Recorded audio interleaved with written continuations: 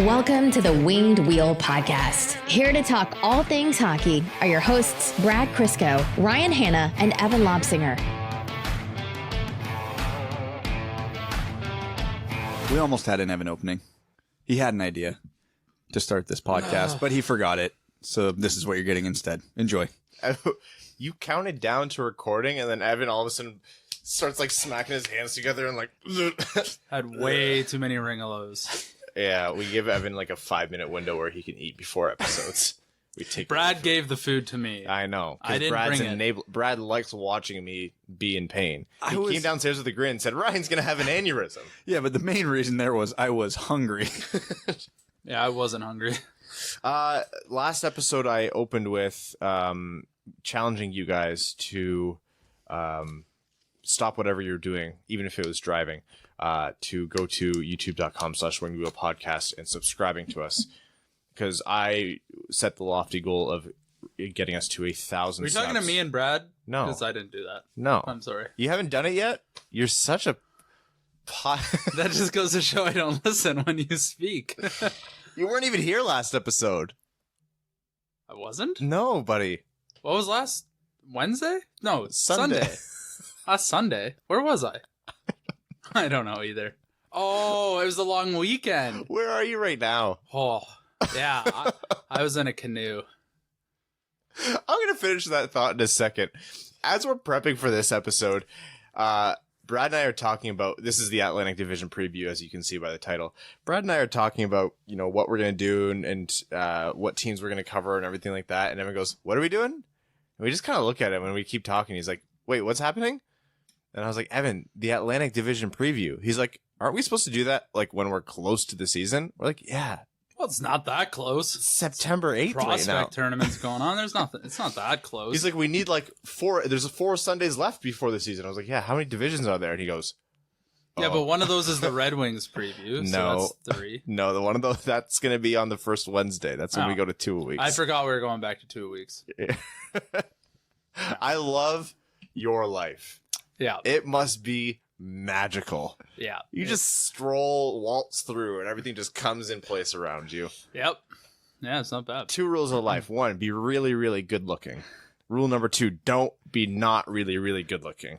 Yeah, those are rules of 1 and 2. Anyways, so when last episode, which Evan was in a canoe for, I challenged you guys to go and see if we can get our subscriber count anywhere close to 1,000 before the start of the season. I thought we have a month. Let's just see if we can get close. And we were at like 620 or 640 or something like that.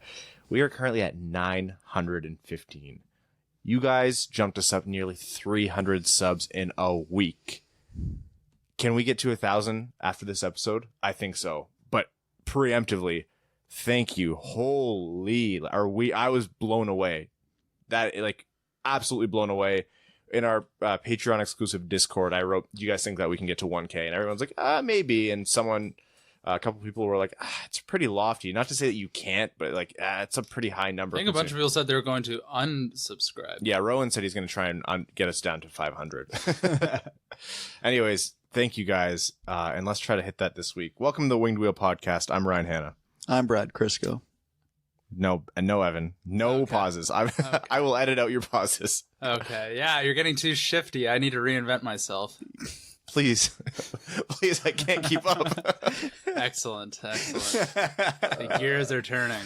Later on this episode, you are going to hear from friend of the pod, the creator of the nickname, the Dub, and the funniest story we've ever had on the show, Steve Dangle. But before that, we have some things to talk about. There's real Red Wings news in the form of Niklas Kronwall as well as the prospect tournament. So we'll start off with Croner. It's over. He hung up the skates.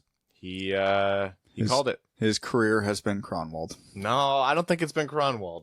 Max wrote a really good piece, which was really poignant because it was highlighting the fact that Nick Kronwall's last season was the first season in a long time where he felt like himself and was able to get back to the things that he's really good at, primarily absolutely demolishing people along the sideboards.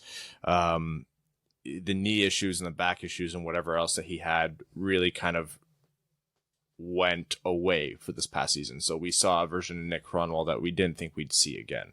So really, truly, like the emotional fan in me read that and was like almost had a tear running down my cheek because I was, yeah, it's nice to know that he got to leave on his terms and he got to leave on a relative high note. And special advisor to Steve Yzerman, which is not a bad gig. Not a bad gig. Chris Draper did it, and now he's the director of amateur scouting. So, that was unexpected. I wasn't expecting Kronwall to step into the administration, but super happy he's staying around the team. Yes. He, I'm like, yeah, I don't really know what to add to that. well, it's like you're not going to find a Red Wings fan who's going to have any other opinion, which is he was such a pivotal part of this team through both its success from like 2005 onwards, and was one of the only stalwarts or bastions of like sanity as they started to decline a little bit, like from 2012 onwards or whatever it was. Yes, his play has faltered in the past few years.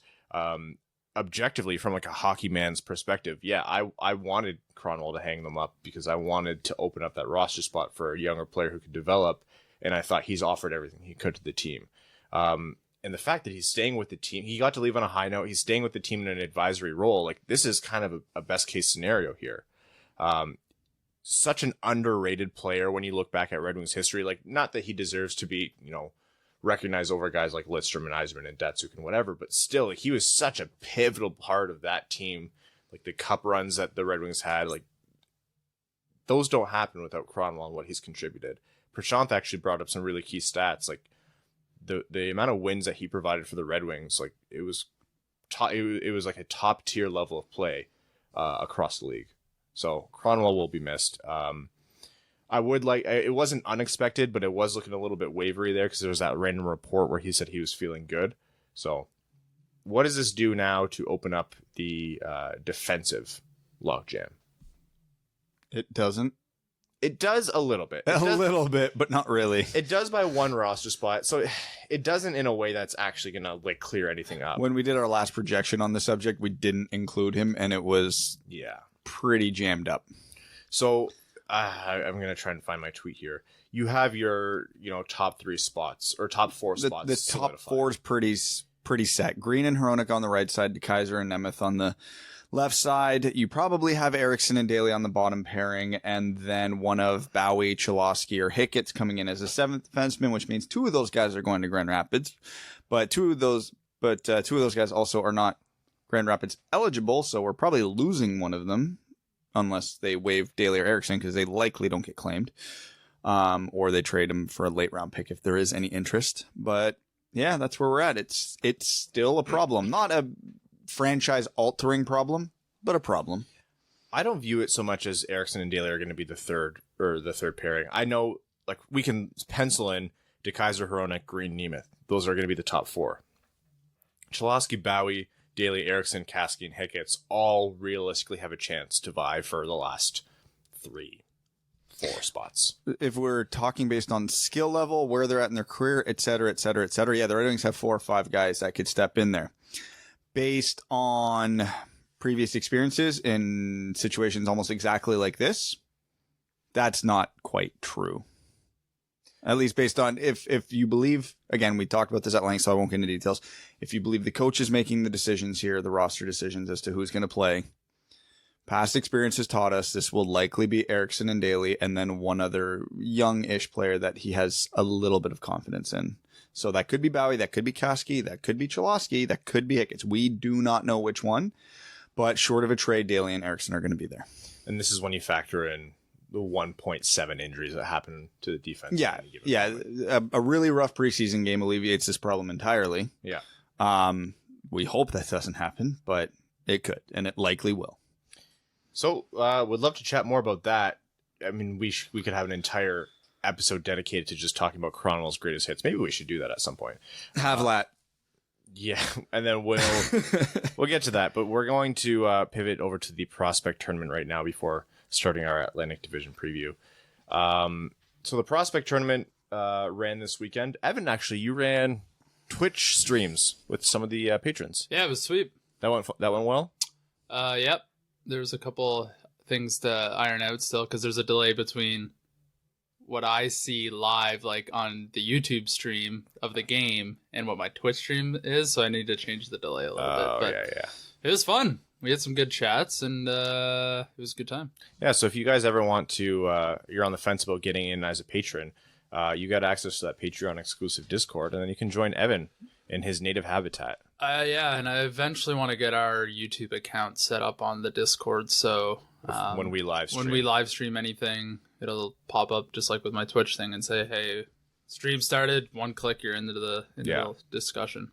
I was laughing because to get Evan to be more involved with patrons, we just brought the patrons to him. We brought them to a gaming platform. Yeah, it worked really well. Next up, Wind Wheel Podcast recording on a golf course.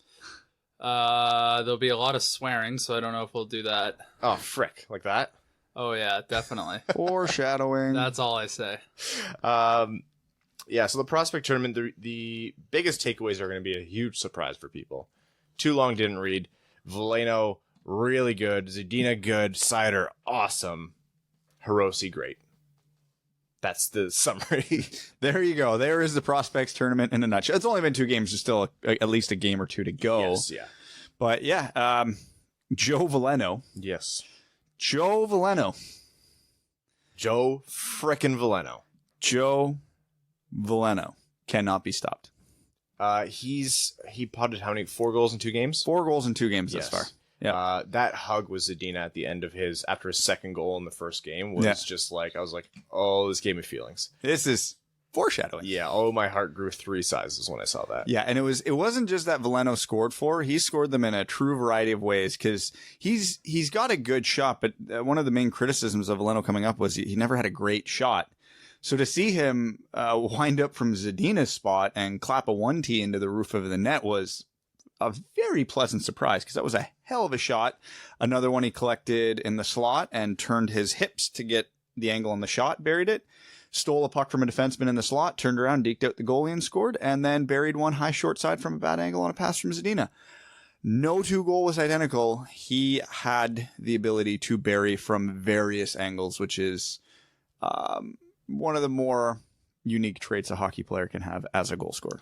That goal where he stole the puck and it was just like fluid motions, like steal, deke right in the net was just like, that's the level of intuition and heads up play that you don't often see in players. Like they might get the steal and then, it's hard to do what he did and he made it look easy. Yeah. Cause now the defenseman helped him cause he bobbled the puck, but what was impressive about it was Veleno was chasing him as he was skating up through the slot. So Veleno was skating away from the net when he picked that puck up. He turned and was almost on top of the goalie and made the move right away.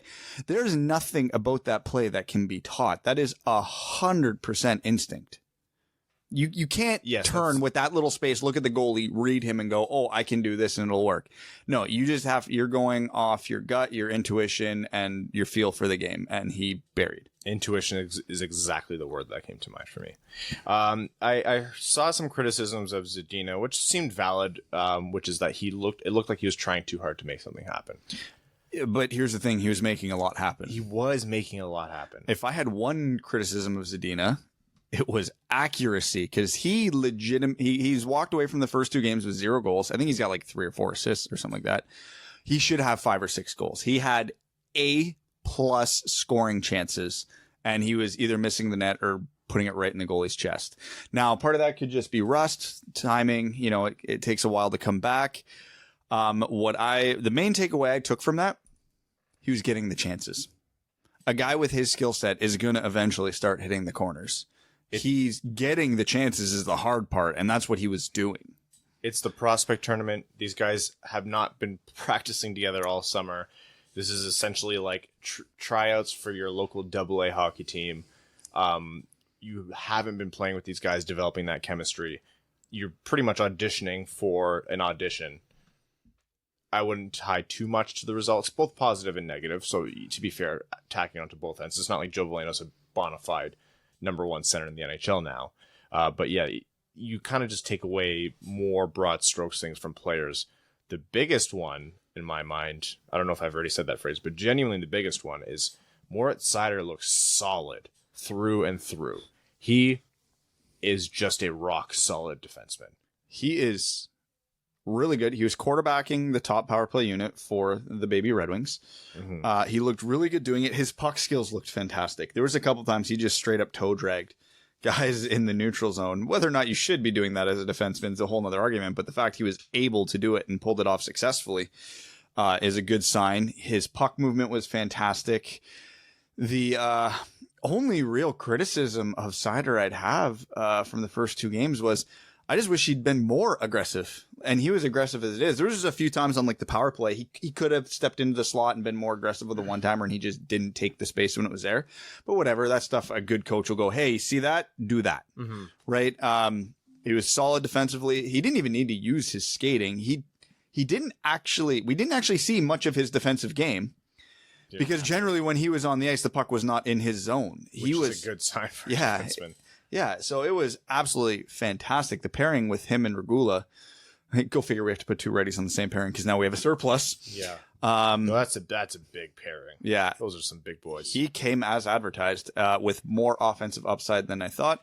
Had a shot that was tipped in for a goal that was waved off, even though it shouldn't have been because obviously they don't have replay in the tournament for the ref's sake. But looking at it on the replay that we had on YouTube, it wasn't even close. It was a very obvious goal on a very impressive play where he took the momentum of a pass and came back against the grain to have the shooting lane and got it through in all-in-one motion. So that's the tricky part. People don't realize catching a moving puck that's spinning on your forehand, coming back the other way and getting the wrist shut off hard and accurately in one motion is hard. That's like the Austin Matthews special. Now, Seider can't aim it like Matthews can, but just the fact he can do it is a fantastic sign. Yeah, you know who else's puck handling? And it was a similar thing to what you're describing, Brad, where it doesn't look like a lot, but it's difficult to catch a puck and make a play instantly, like have that motion. I pointed out a play where Cale Makar did that in his 4th ever NHL game, which was a playoff game for Colorado. The puck popped out to the point. He immediately had a forecheck or a checking winger really high on him to try and pressure the puck out of the zone on the power play. And one quick catch of the puck and stick handle in, move the puck across his body, move his body in the opposite direction. To do that, to have that much poise as a young defenseman is just such a good indicator for success. Because if you have those tools and you have the size that Seider does or that Makar does, like showing what he can do right now, that projects so well for your future. Defensemen, as we've said a million times on this show, so hard to predict, so hard to read, so hard to know what they'll be like after 200 NHL reps. But if you're doing that much right now, it really bodes well. We've said from the moment he was drafted, doesn't matter about who we wanted to draft instead, doesn't matter if we think he was objectively the right pick.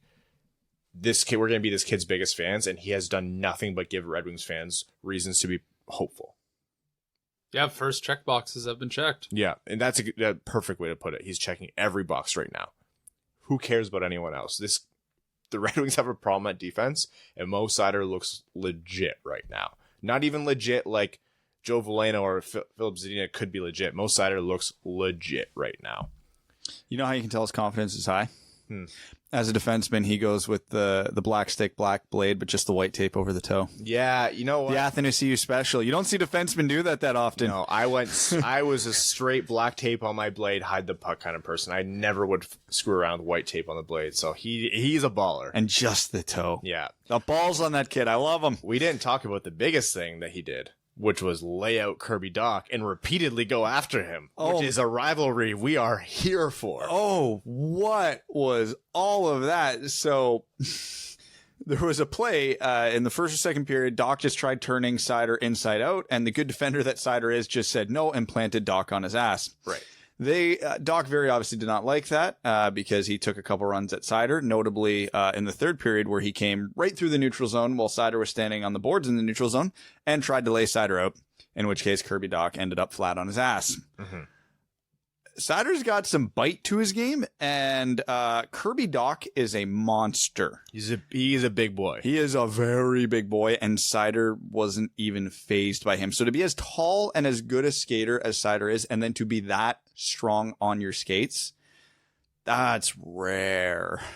That's very rare. Like Seider's like a guy like Brent Burns has that, but Brent Burns probably has like 100 pounds on Seider right now.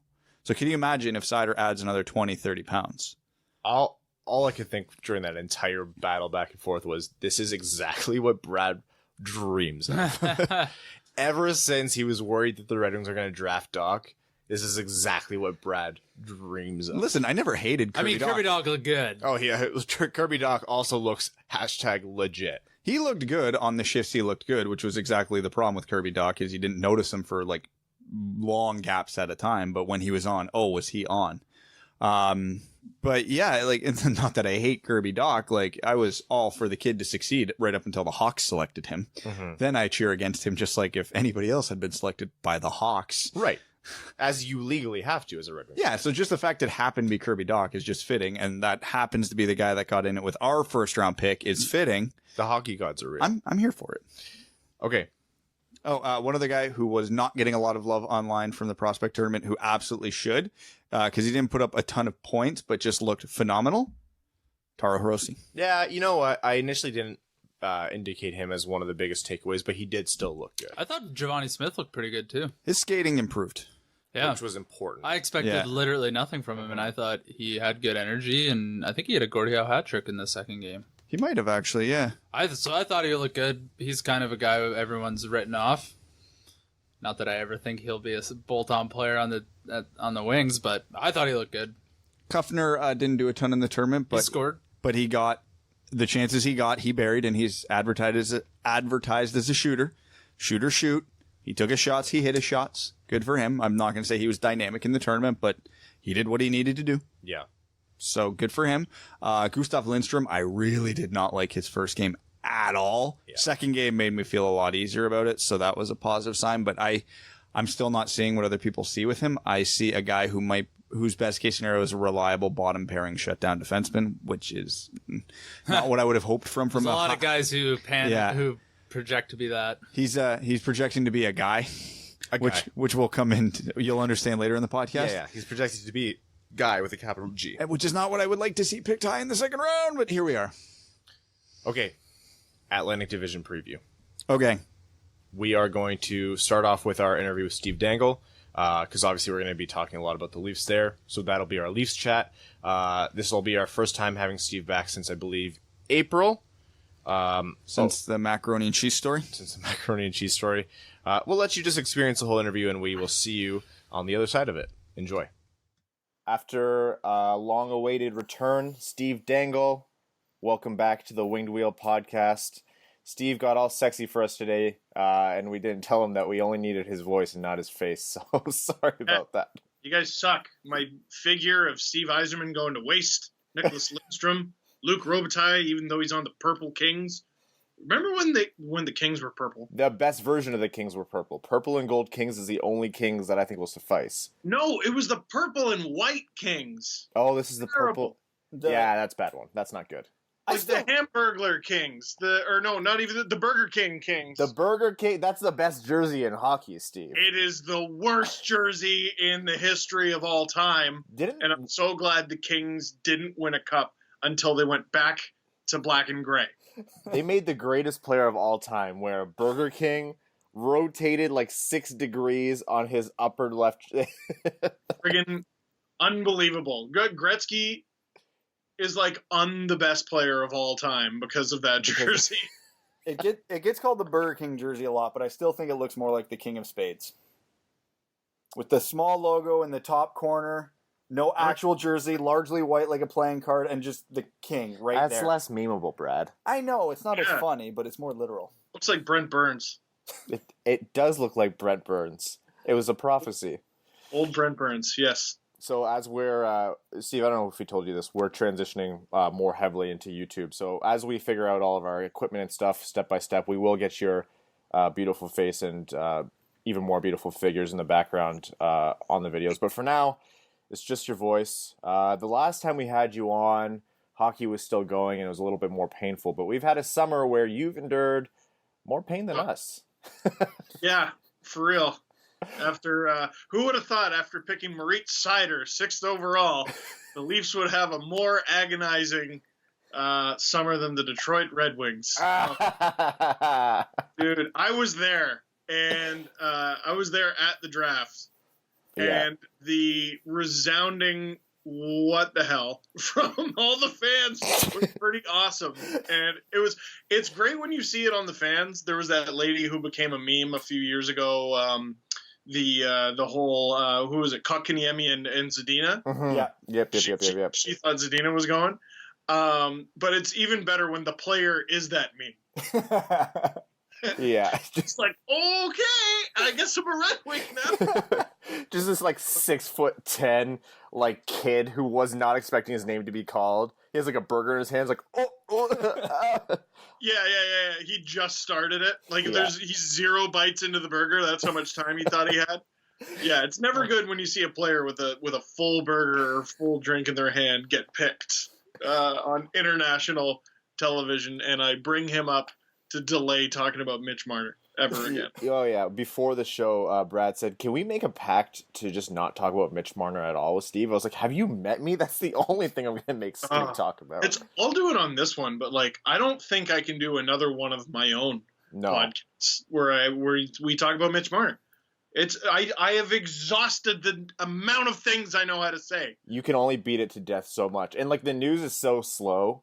Like someone like Dreger will come out with a tweet that says, "Mitch Marner is still an RFA." 3 question marks and like a palm tree emoji, and everyone will there's be 3 articles about it within 10 minutes. People will be tagging you like, "F you, Steve Dangle. Why is Mitch Marner still holding out?" Like what was the top NHL story of yesterday? Was it that Antonio Brown tweeted the Canucks? Yes. Yeah. I'm not like unironically yes. Unironically, yes. Yeah. Like that's where we're at, man. Yeah. So, Mitch Marner is not signed by the Leafs. Gosh, I wish he was signed by the Leafs. The Leafs want to pay him not a lot of money, but the hiccup there is Marner wants a lot of money. Now, he might sign short term, and he might want to sign short term, but you see, guys, the Leafs want to sign him long term, which it's a big difference. And at this point, I think I'd rather just cheese grater my face than talk about there's nothing else. There's nothing else. He's very good. For the love of God. I don't. Oh, you think the Leafs are, as good without him? No. Do they make the playoffs? I don't know. Maybe. Friggin'. Still, who cares at this point? Sit him. I don't care. Sit him the whole year. Listen, it's been over half a century. What's another year? Oh, they won't contend this year. Oh, they'll waste the win. Oh, whatever. You know they're gonna win. The year that they win, they're going to be like projected to finish 4th last because that's just the way hockey works, and that's the way the Leafs work. And boys, help me, I want to die. That's exactly what happened to the Red Wings in the mid-'90s. First in 94, out in the first round. First in 95, swept in the finals. First in 96, losing the conference finals to the Avalanche. Third in the conference in 97, back-to-back Cup champs. Back-to-back Cup champs with Chris Draper. Yes. Chris Draper, who is now the director of amateur scouting for the Detroit Red Wings. That's right. Another prodigal son returns. The $1 kid. I often think about the phrase Claude Lemieux. I need you to know that stuck with me. Yeah, because I showed him. And hey, you know who Mitch Marner's agent is? Yes. By the way? The agent of Taylor Hall, who will be an unrestricted free agent at the end of this season. Taylor Hall, him of noted macaroni and cheese fame. Yep. I need to know, is that on video? The part of you talking about it or the actual video of it? I've only been able to find you telling the story. So you don't have that? I don't think I have the video. That was a lot of fun. That was so much fun, just watching you guys cry about this story. Oh, you're talking about us, like us. Yeah, we might have that video. Yeah. I gotta upload that to the channel for sure. My kidney still hurts from laughing at that.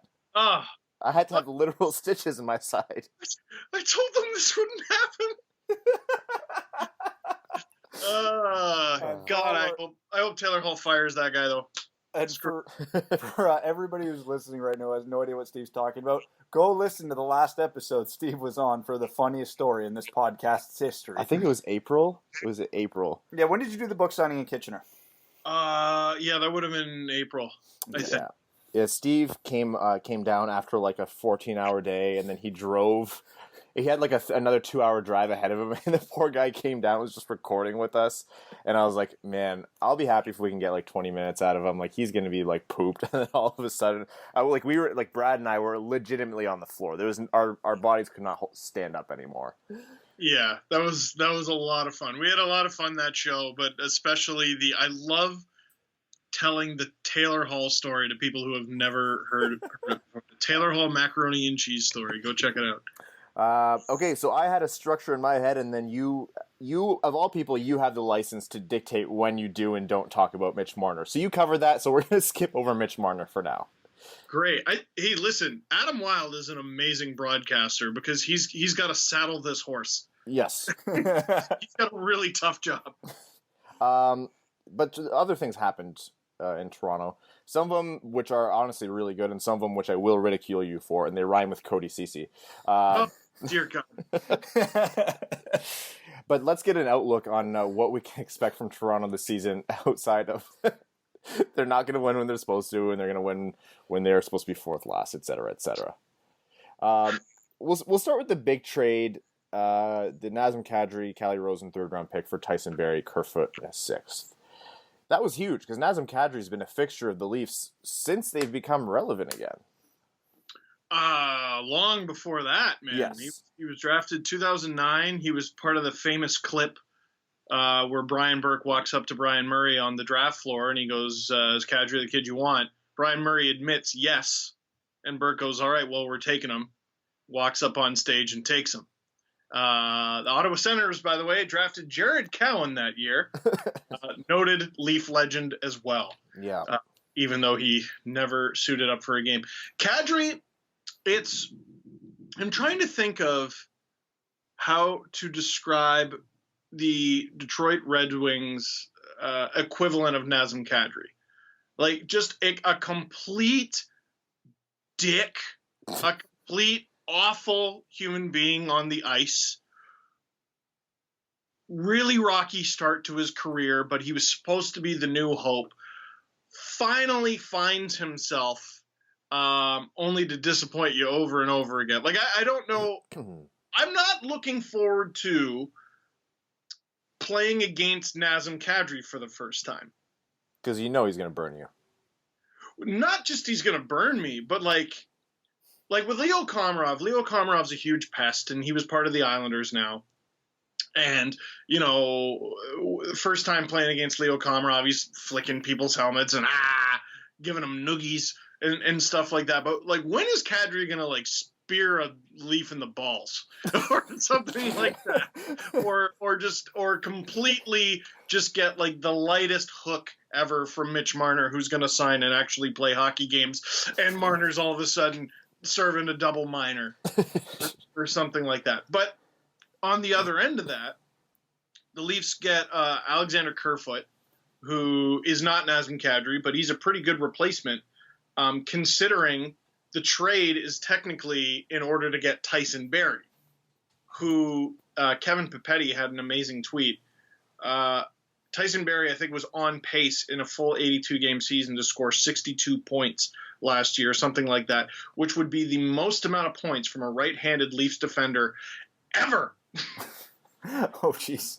Ever. So when I saw Kadri was traded, I was like, that sucks. When I saw the name attached to it, I went, you done good, Kyle. You done good. It's really surprised Dmitry Yushkevich never had that 63-point season. I loved Dmitry Yushkevich as a kid, man. I loved him. He was a pesky bastard, put up some points. I liked him. So, talking about Tyson Barrie, the one thing, before we started recording, we were looking at Cap Friendly on Toronto. What the hell is Kyle Dubas's plan for next year on defensemen? Because Morgan Rielly is the only defenseman signed past this season, and the only two of the other defensemen that are restricted free agents are Ben Harper and Jordan Schmaltz. Ben Harper, I hope, never plays a game for the Toronto Maple Leafs. So we'll start with that. Jordan Schmaltz, that was just a trade that made sense. Andreas Borgman he's too far down. As bad as the Leafs defense is, on the left side, it's actually not too bad. They have options. Losing Jake Gardiner sucks, but you got you got Riley and Muzzin filling out your top 4. That means for your bottom pair, you need to find Guy. And I think they have, and Borgman was one of many guys. They have Guy. So they don't even have Guy on the right-hand side. That was the issue. So they went out and got Guy. Wait, what was I talking about? Well, right now, based on contracts, the Leafs' top pairing next year is going to be Jordan Schmaltz and Morgan Riley. Oh, for the love of God, dude! Yeah, that's what. Like, I don't know what 3D chess game he's playing. They're already talking about Tyson Barrie wants $8 million a year or something like that, and I'm like, man, if he earns it and he's the guy that they've always needed, why not? Which makes me wonder so the Leafs have 2 really solid, potentially NHL ready prospects on defense. They got Rasmus Sandin on the left and they got Timothy Liljegren on the right. I don't know when those guys make the team, if it's this year. Do you really want them playing their first NHL hockey next year when you're forcing them into a huge role because you don't have anyone else signed? I don't know what Dubas is planning for next year, but guys, over a year ago this time, all Leaf Nation was fretting about the Nylander thing and what's going to happen with the Nylander thing. And then it went all the way to December 1st at the last minute, and they signed him, and we said, hooray, and we went straight to worrying about the Matthews contract.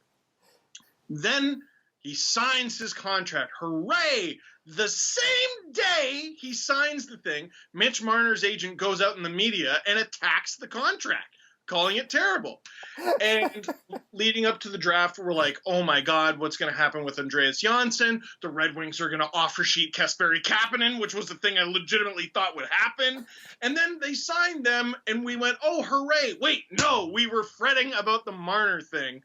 And now Marner's not even signed, and we've already moved forward to next year where we're worrying about they don't have any defense. You guys are efficient in your stress. Yes, oh, very much so. The only thing that I think Leaf fans are keeping their head on straight about with regard to next year with the defense is, oh no, our defense is going to be bad. And the team and fans are like, as opposed to what? As opposed to what exactly? So that's I don't know. Morgan Riley better play half an hour a night is all I know. Well, yeah, I mean, he's going to have to. The problem is Cody Ceci is going to be eating up another 25 minutes. Knowing that Jake Gardner left for almost no money compared to what everyone thought he was going to get, and almost no term compared to what everyone thought he was going to get, and then knowing what Cody Ceci was signed for, how is that? How is Leafs Nation processing that? Very poorly. I don't understand. When I saw Zaitsev was traded to the Sens, I literally burst out laughing. Yeah. It's a miracle he was traded. It is even more of a Christmas miracle that he was traded to the one team I don't get sick of suffering. Like, I feel a little bit bad for the fan base, but like, you know how there's always the Gong Show team, and the Red Wings have never truly been the Gong Show team like throughout this rebuild. They've been bad. You can be bad. Lots of teams can be bad. It's not hard to be bad. To be the Gong Show is to be aggressively whatever the Sens are doing. So to see them get Zaitsev, I was like, this is amazing. As long as we don't get, oh my God, they did! And then the Galaxy Brain thing about it was, oh, the Leafs are going to trade Cody Ceci, and oh my God, they signed him. Thank goodness it's just to the 1 year. The 1 year.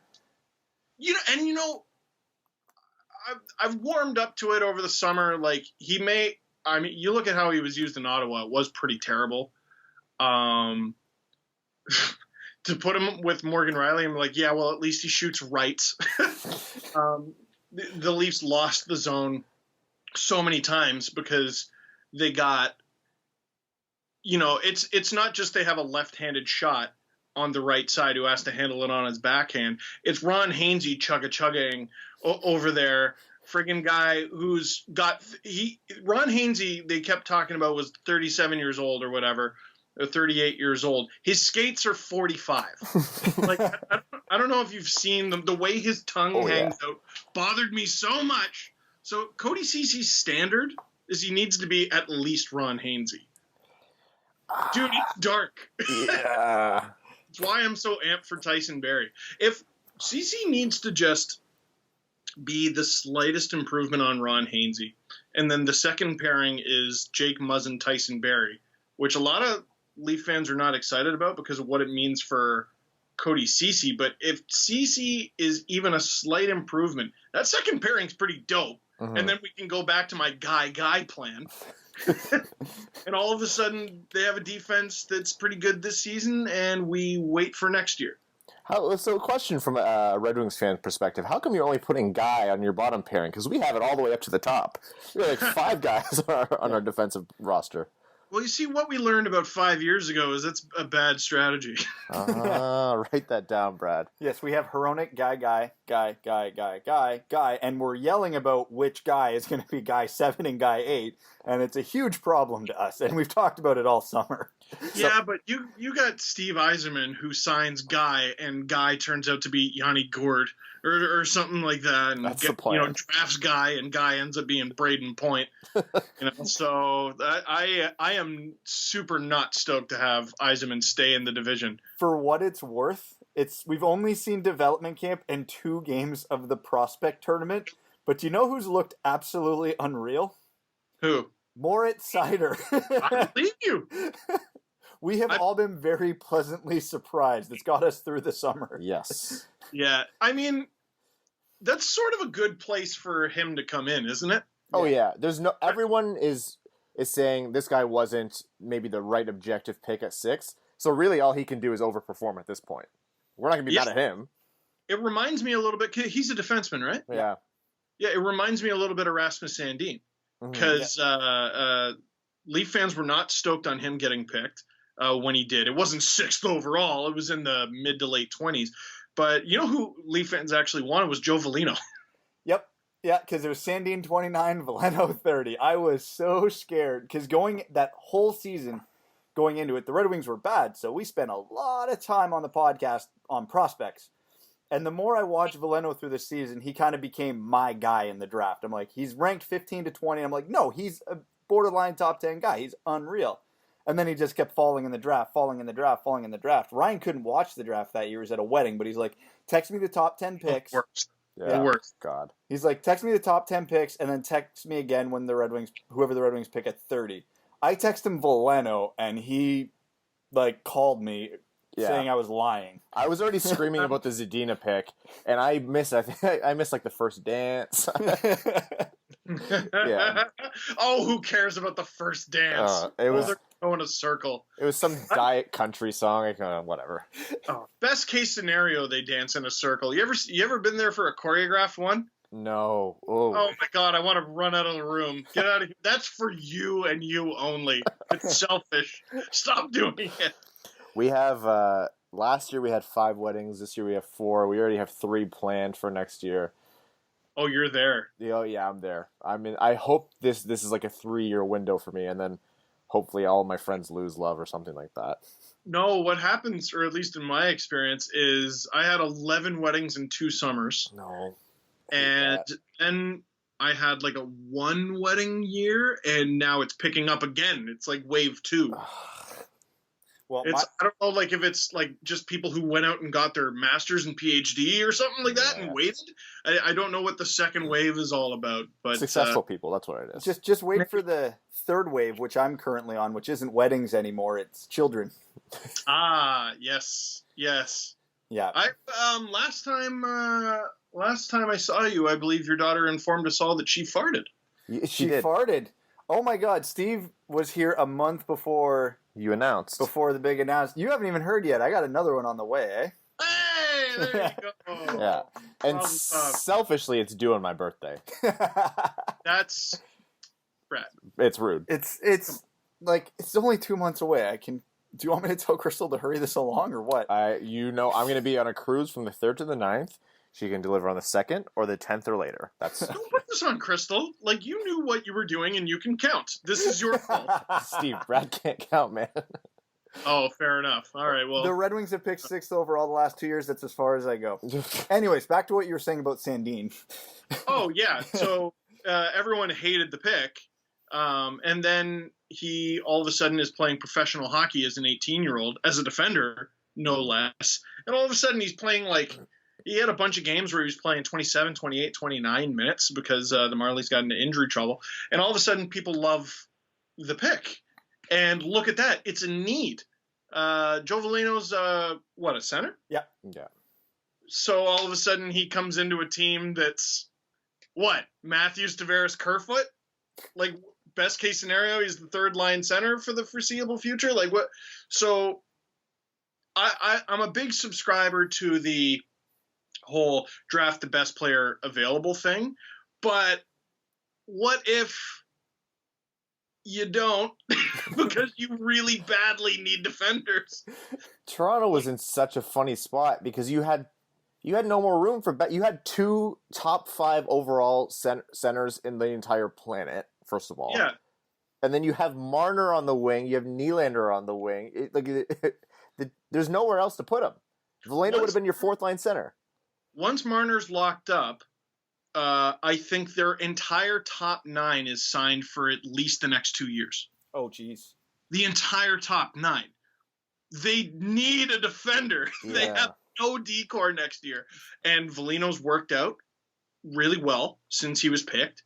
And Sandin's worked out really well since he was picked. I think both teams got exactly what they wanted and paid nothing for it. Yes. It's nice. Last Leaf-specific question before we talk about the rest of the Atlantic.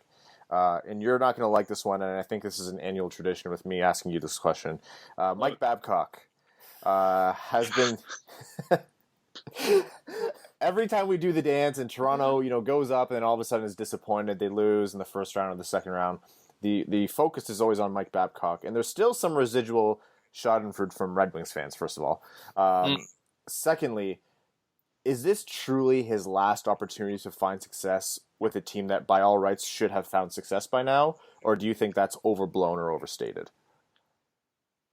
On the one hand, they keep running into the same bastard team every year, and they come so close to beating that bastard team. This year, I was about to say I felt better because they made it to the final. No, I didn't. This should have been the Leafs.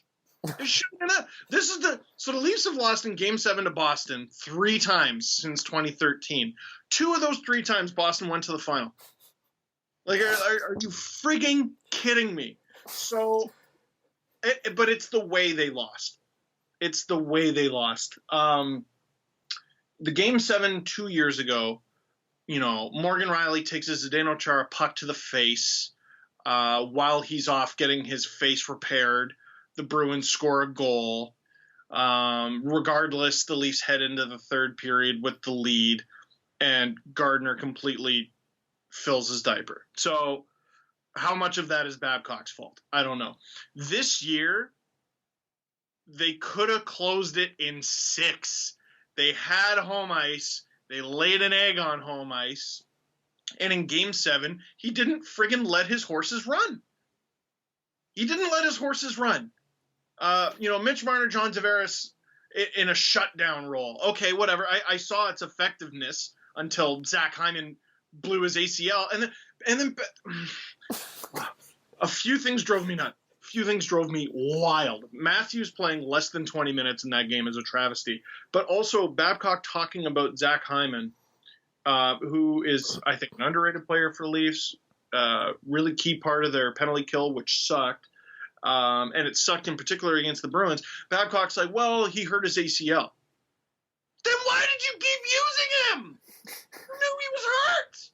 Well, what do you want me to do? Take him out of the lineup? I didn't say take him out of the lineup, but maybe don't put him in a position where his ACL is as important as it'll ever be, which is on the penalty kill against the Boston Bruins, Mike. He knew what he was doing.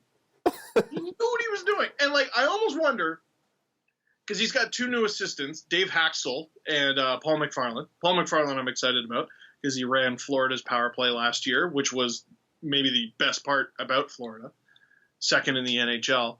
Someone's got to keep a clock. And they already show how much time each player has played on the underside of the Jumbotron there in Scotiabank Arena. Someone's got to be Mike Babcock's on the bench screaming in his ear clock.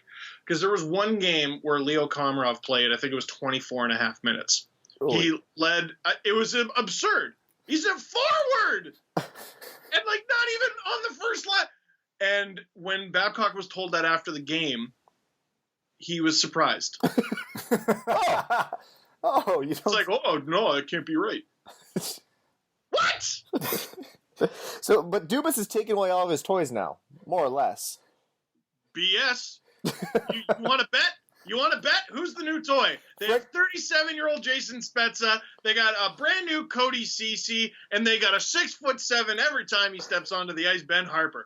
I'm just pulling They took away all his toys. You naive child, you.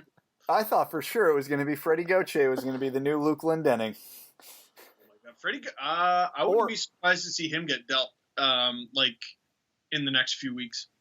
You know who might actually be Babcock's new Luke Glendening this year? Who? Luke Glendening. No! No! It's not happening. Those trade rumors have never died. They will. They will. You guys might actually. Me. You guys might actually give Detroit an asset for Luke Glendening. Cool. Really good. Great.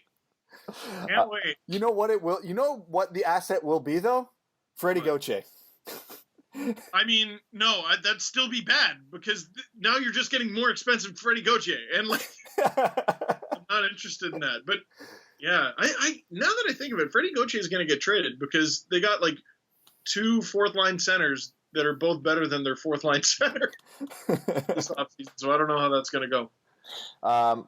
Looking at the rest of the Atlantic Division, what we like to do every year is pick a dark horse team and pick a team that we think is going to underachieve before giving just a quick prediction on standing. So, Steve, I want you to tell us what team you think is going to be the dark horse. People aren't paying enough attention to them. They're going to have some success. And what team is going to underachieve based on their projections?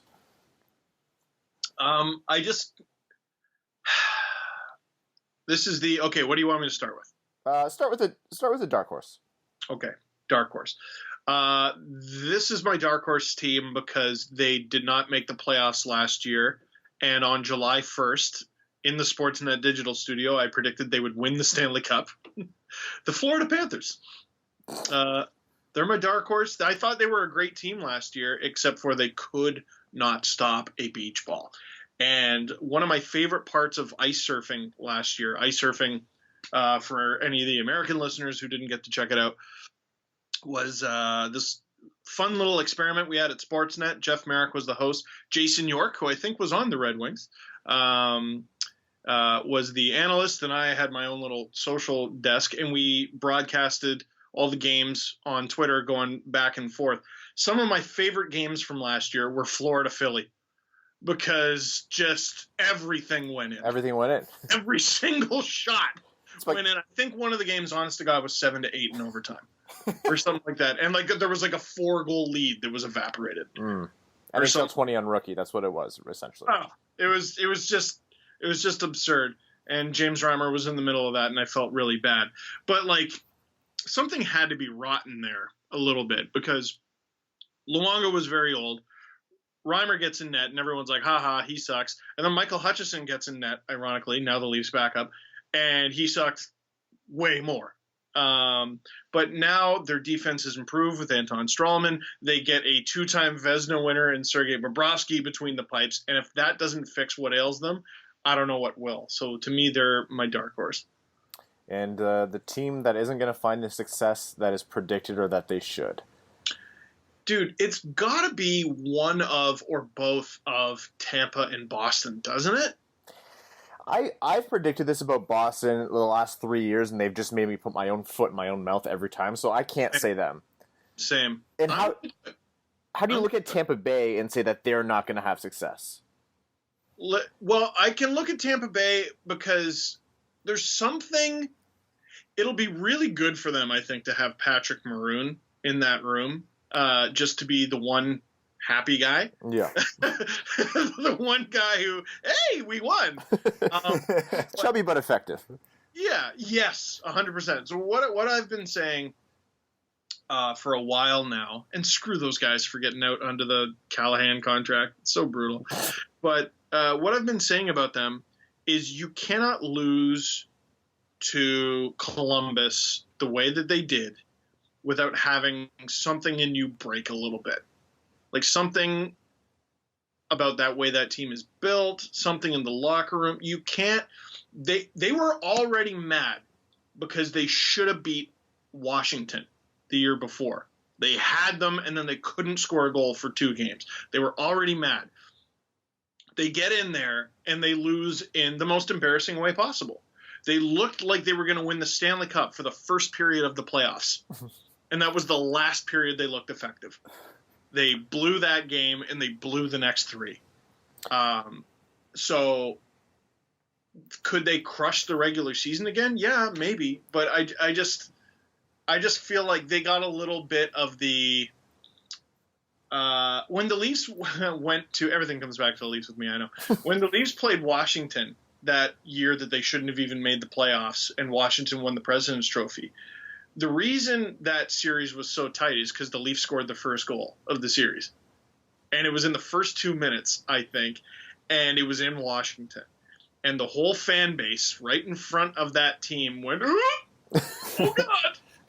And they ended up winning that game. Leafs went up 2-1 in that series. 5 of those 6 games went to overtime.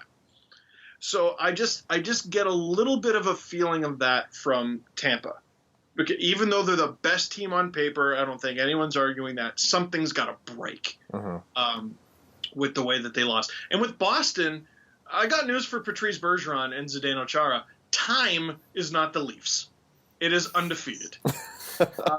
And you know what? It might not be this year. It might be next year. It might be the year after. But at some point, Bergeron, with those hard, ridiculously hard miles he's got on him, is going to deteriorate. Chara has deteriorated. He was okay, but like the Leafs were punking and bullying him, and he was getting knocked to the ice by like Trevor Moore and stuff like that. So, and does Tuukka Rask really have more to give than he gave the Bruins last season? So, those are the 2 easiest teams to pick for having a drop off are the 2 best ones in the division. All right, so now we have your dark horse and your disappointments, air quotations. Let's rank the Atlantic from 1 to 8. Oh, God. I'm just going to assume Ottawa and Detroit will be 7 and 8. You can just tell us which way they're going to have it, and then you can go from there. Well, the Ottawa X-Leafs, I think, are they're going to be fun to watch. A lot of shots. Yeah. High event team.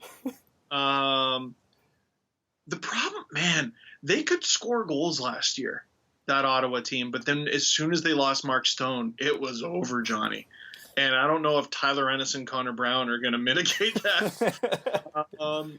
And Brown is going to be good, but like, holy mackerel. So they're 8th for sure. Detroit, I think, is going to be another team that's fun to watch. But, like, do you guys – it's like you were talking about dreading this season. Is this not the most exciting season possible? Because I look at that team – the things I've tried to encourage you guys with is, yes, they suck. But their best parts, the best parts of the current Detroit Red Wings are they're young, right? Yeah. Tyler Bertuzzi and Dylan Larkin and Anthony Mantha, and you got some prospects. But I look at that team and I go, okay, that's great. You're not growing fast enough. You need a move. Like, you need a big move, and their cap situation's not great. But all of a sudden, you get this new GM who knows how to Jedi mind trick everybody, and he's the prodigal son, and new GMs love to go kablooey with their team. So I have them finishing 7th, but that's not to say they won't do something ridiculous that just completely flips the team in the division on its head. I don't know.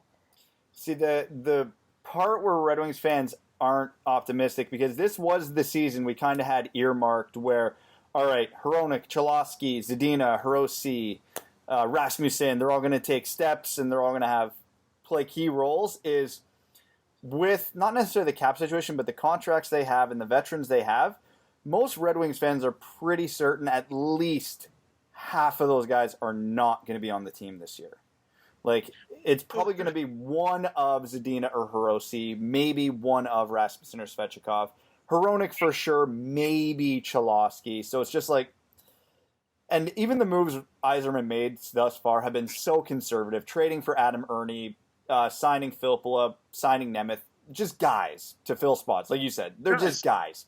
Yeah. So it almost looks like, to like idiots like us, he's just going to ice a roster to shelter the kids this year from the pain that's going to come. Hopefully Grand Rapids is a powerhouse in the AHL and they get all jacked up. Zadina, Veleno, Rasmussen take that team to the finals or something, and then come in next year guns a-blazing. That's the way to do it, I think. Like, when did Yzerman take over the Lightning? 2012. Was it 2012? 2011, 2012, somewhere around there. Well, 2012 is the year that they won the Calder Cup, right? And the Syracuse Crunch? Or Milwaukee Admiral? I can't remember. They always Syracuse Crunch, yeah. City and name, and I know that because they beat the Marlies in the final in very controversial fashion. Sorry, 2010. I was wrong. 2010. 2010. All right, so it's not just that he's built a team that's done well or he's had success as a GM. It's he took a team that sucked and made them not suck anymore, which is what the Red Wings are.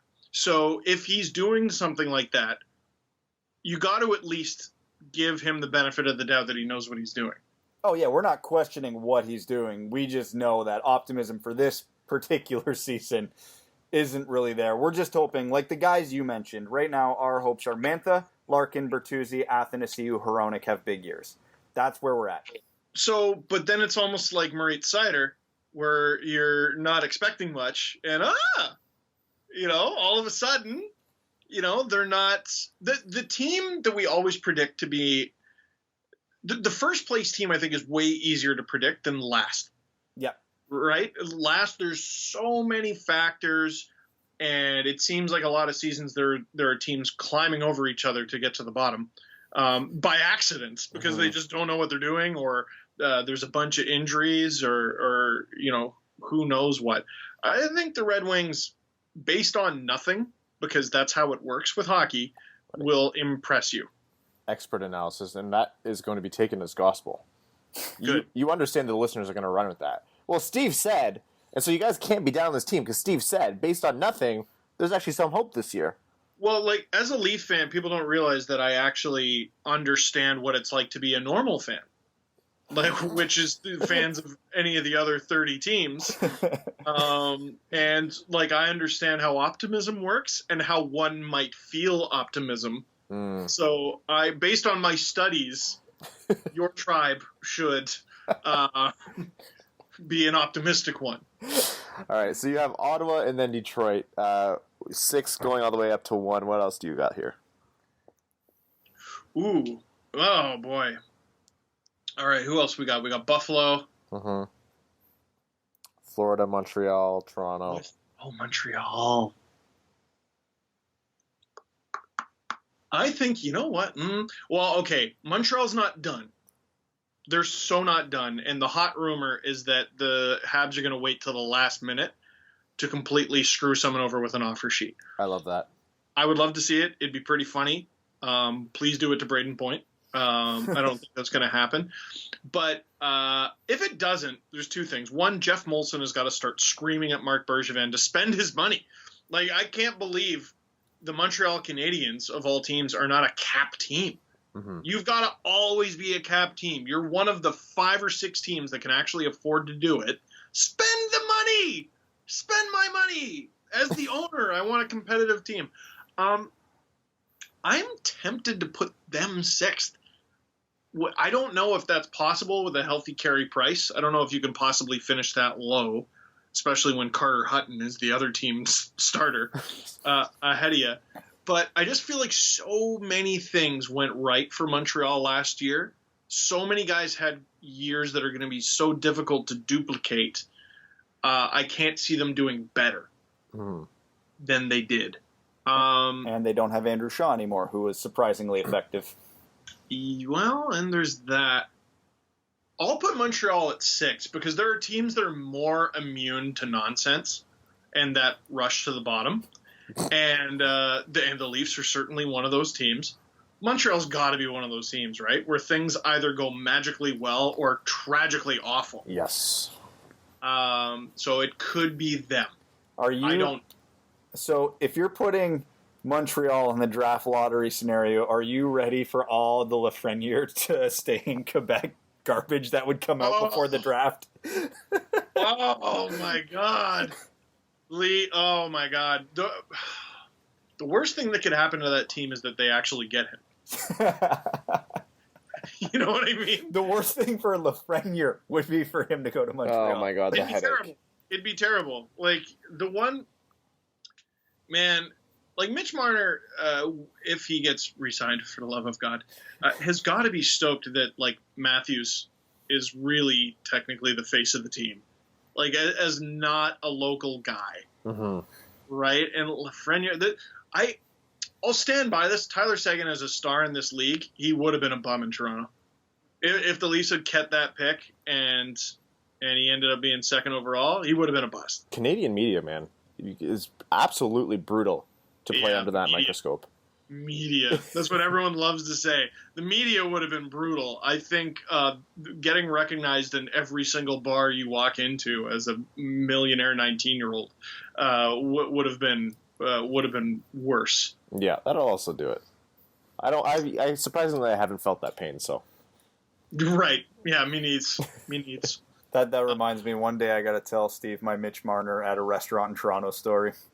Oh, did they think you were him? No, I actually, okay, so I'll tell it now. I'll try it. It's a long-ish story, so I'll make it as brief as I can. So we had Mitch Marner into our store for a signing.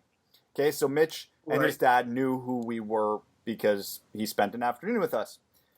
A couple weeks after, we went for a dinner in Toronto at this steakhouse, and Marner and Dylan Strome were there with their girlfriends eating at the table behind us. So we had I had my back to them, but we knew they were there. We kept laughing the whole dinner because every eyeball in this room was on Marner the entire time, and he hadn't played a game for the Leafs yet. This was the summer before his debut. Yeah. Oh, yeah. And when he came to our store and signed, he actually stayed for an extra hour. So we were very happy and impressed with, like, hey, thank you for, accommodating everybody. So when they were there, we didn't want to bother them during their meal because we know the last thing you want to do when you're in public as a celebrity is have people come up to you and engage you, because then everybody's coming, right? So we just told the waiter, as a thank you to Mitch for giving us the extra hour, whatever the bottle of wine is on their table, we'll pay for it, but don't tell them till the end of their meal or whatever, till they're leaving, because leave us alone, right? Said whatever the bottle of wine on their table? We asked first. It wasn't that bad. Good veteran move. Yeah. Wow, buddy. We confirmed. It was your life in your hands. Yeah. It wasn't as cheap as we would have bought, but it was fine. Okay. So they got up, they finished their meal before us, and that's when I guess they noticed the wine wasn't on their bill, so they asked about it. The waiter just kind of like pointed at us. So they recognized us. So Strome and Marner and their girlfriends got up and walked over to us in the middle of this crowded restaurant, like, oh, hey, guys, how's it going? So I get to have the bragging rights forever that I saw Mitch Marner in a restaurant, and he walked up to me. That's excellent. That's some celebrity status right there. And then all of a sudden, everyone's like, who the hell is that? Exactly. and that was the day Mitch Marner got that little twinkle in his eye and said, I can have $12 million. Yeah. So this is what? I'm going to fault. hold out. We wrote some Leaf fan in the restaurant going, I think that's Larry Tenenbaum. He's a lot younger than I thought. All right, very quickly, we got Ottawa, we got Detroit, we got Montreal. You have 5 teams left to designate, Steve. Buffalo's got to be number 5. Dahlin, I think, is going to go in beast mode. Hutton's going to be less of a bum. Their defense... who'd they end up getting? They got What's-His-Futz from Vegas, and I now call him What's-His-Futz because he's not a Leaf, and I wanted him to be. Colin Miller. Yes. Colin Miller, that's right, and I believe they got someone else as well. Brandon Montour mid-season last year. Yeah, and that was a very odd move. And they got Yoki Haru from Chicago. Okay, how are you? Yes. And But Ristolainen has demanded a trade, so that's still up in the air. Right, which might actually help them. So there's that. Buffalo's an interesting team, and I have trouble placing them similarly to how I have trouble placing Montreal. There's just too many factors that can make them either great or garbage. Right? It's just, there's good teams and you're like, okay, how good are they? There's bad teams, you're like, how bad are they? And then there's teams who I don't even know what you are. I don't know what Buffalo is. I don't know what Montreal is. Yeah, Buffalo's one Jack Eichel injury away from the Ottawa tier. Right. Well, and people forget that's how they started their year last year. Right, with a high ankle sprain to Jack Eichel. So if they just don't start the season that way with an injury to their franchise player, they will probably do better. Okay, you got Ottawa, Detroit, Montreal, Buffalo. Are you going to put Florida, or are you going to get into the top three for number 4? Well, he picked them for the Cup. He can't put them 4. Sure you can.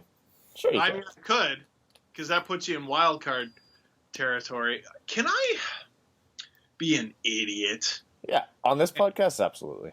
I'm going to be an idiot and pick Boston. Okay. I'm going to be a complete moron and pick Boston. I know what they've done to the team. Especially the way Marchand and Bergeron really just deteriorated throughout the playoffs. And I know Pasternak was battling injury the whole time. And they made DeBrusk play with a concussion for, I'm fairly certain, 2 months. And Chara's well into his 40s. And Bergeron's getting older. I can't see how that sustains. And Rask plays the best hockey of his life. I can't confidently. You know how often the team that goes to the Stanley Cup final, that's why winning back-to-back is so amazing, right? It's so rare. It's so hard to do. And I think Pittsburgh was the first team to do it since Detroit, right? Correct. Yes. It's unbelievable. It's a really hard thing to achieve. The team that goes to the Stanley Cup final often at least has a bad start, if not an underwhelming season. And I think we saw that with Vegas. It's got to be Boston at some point. And I feel like they're the anti-Carolina. You know how Carolina was everyone's pick forever? Yes. Once people stopped believing in them, they made it. The Boston is the opposite of that. They're finally, everyone goes, they're going to drop off, they're going to drop off, they're going to drop off. They never drop off. This is the year they finally do. And so because you said it, it's still not going to happen this year. Because I said it, they'll beat the Leafs again. And then now your top 3. Well, honestly, because I picked Florida to win the Cup. Oh no! I just realized something. If I pick Florida to be 2 or 3, I either got to put the Leafs 1 or condemn the Leafs to another first-round loss. Yeah, but then if you put the Leafs first, there's a reasonable chance they're playing Boston as a wild card in the first round. Oh my God, you're right. I'll put the Leafs 3. Leafs 3rd. I'll put the Leafs 3. I could also see them being 4. I think it's going to be really tight with at least 3 of those top 4 teams. Tyson Barrie, they're another team that's so hard to read. And one thing you can say about the Leafs is, unlike Montreal, you can't say so many things went right for them last year.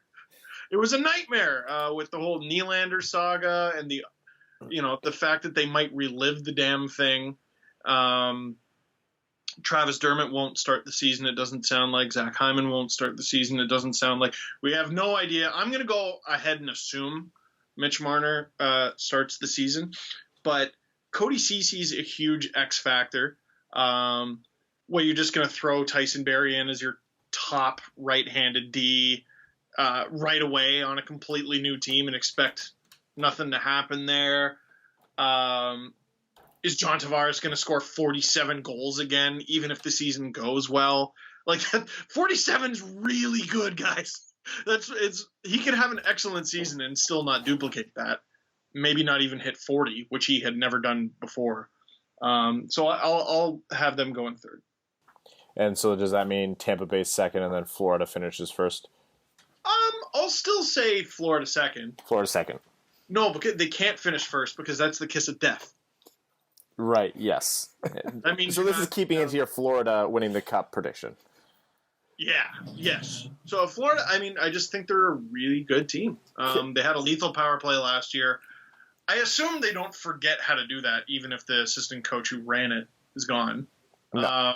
Where did I stand? Like, I assume it doesn't work that way. And they finally got a better goalie in Anton Strawman, and they're a young team. They're all going to go up a year. Like, they're not at 18 to 19 young.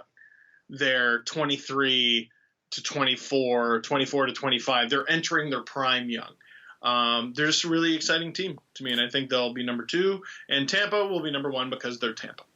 I hope Steve realizes what he just did by putting Florida second and picking him for the cup, because he just gave them a first-round matchup against the Leafs, which means, again, the Leafs are not getting out of the first round. Oh, yeah, he recognized that. He said he knows he condemned them. It's funny how the convergence, as he tried to navigate them away from Boston, he just brought them back to the same pit of misery.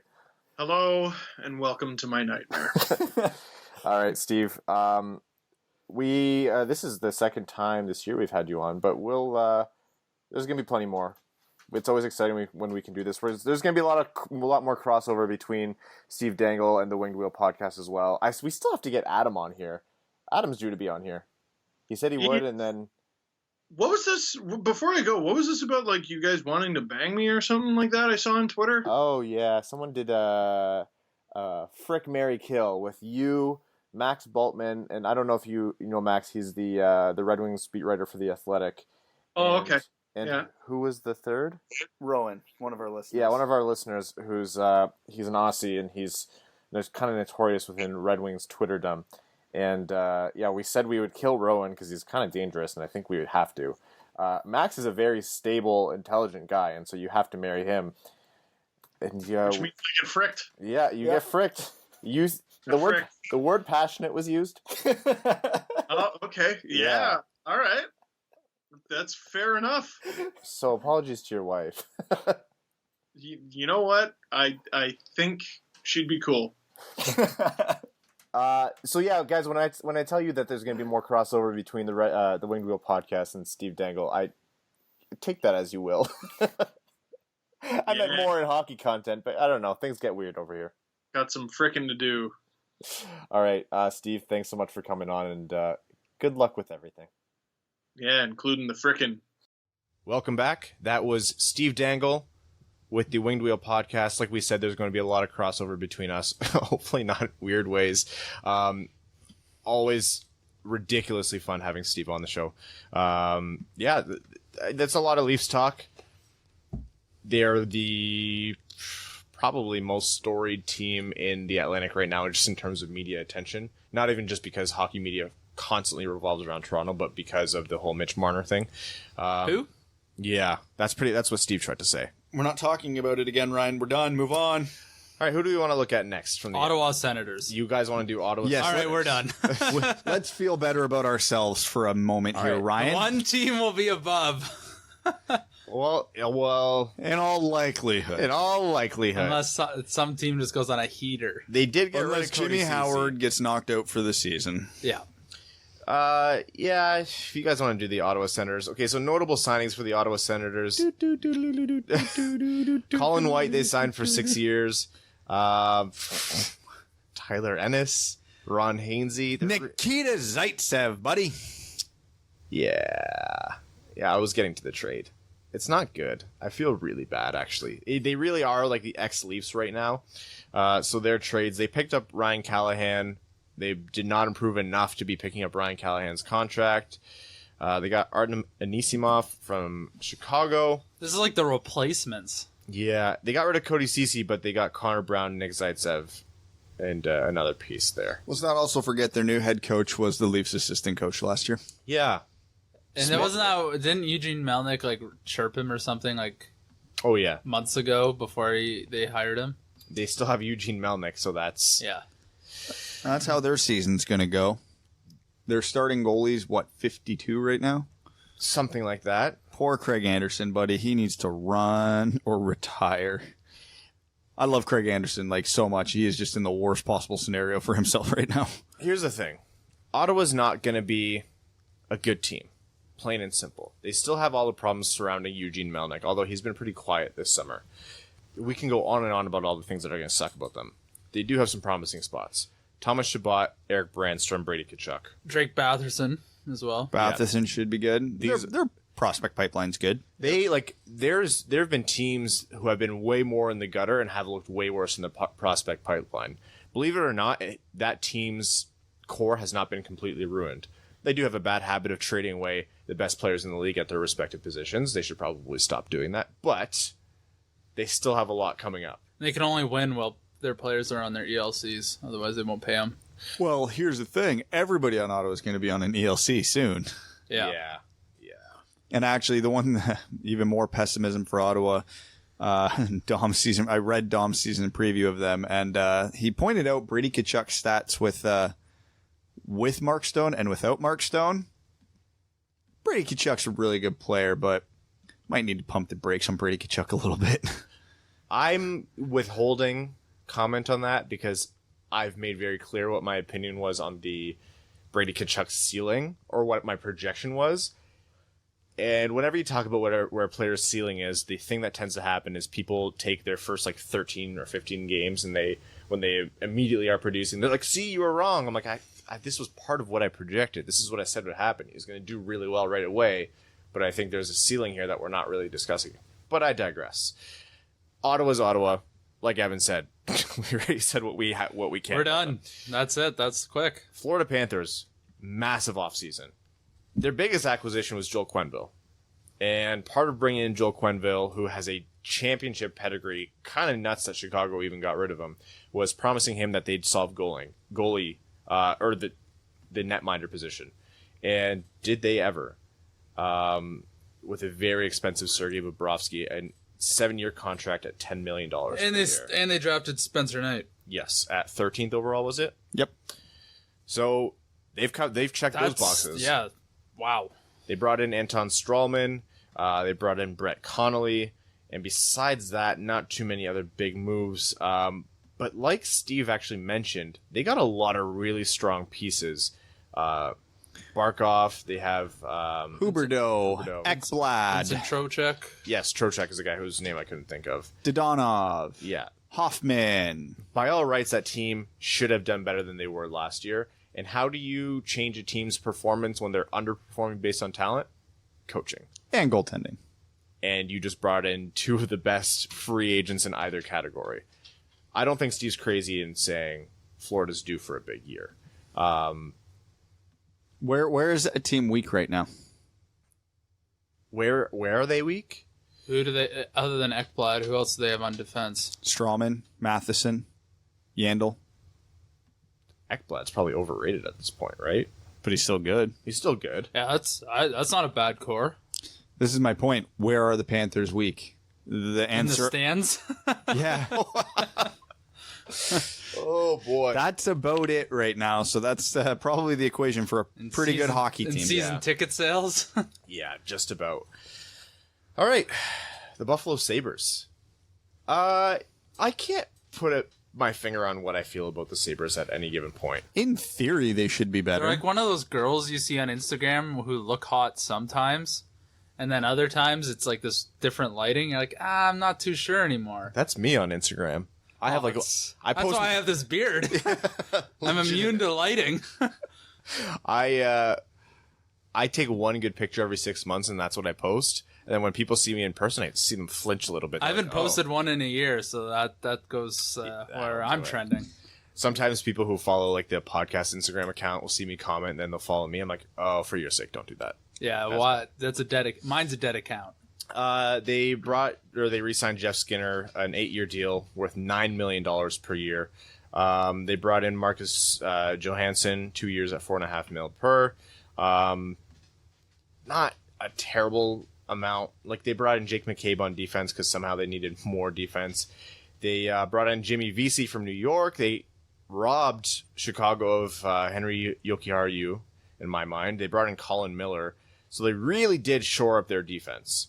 Who'd they draft? Where'd they draft? Who'd they draft? I forget. Dylan Cousins, right behind us. Yes. Oh, yeah, that's a not bad. hell of a pick.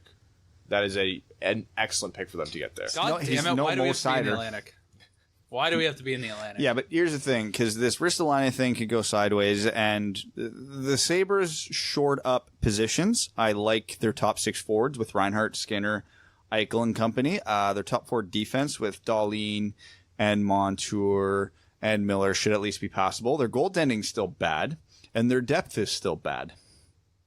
So if they just lean on the horses and they do well, and Hutton holds up at least adequately, maybe make a run at a wild card spot.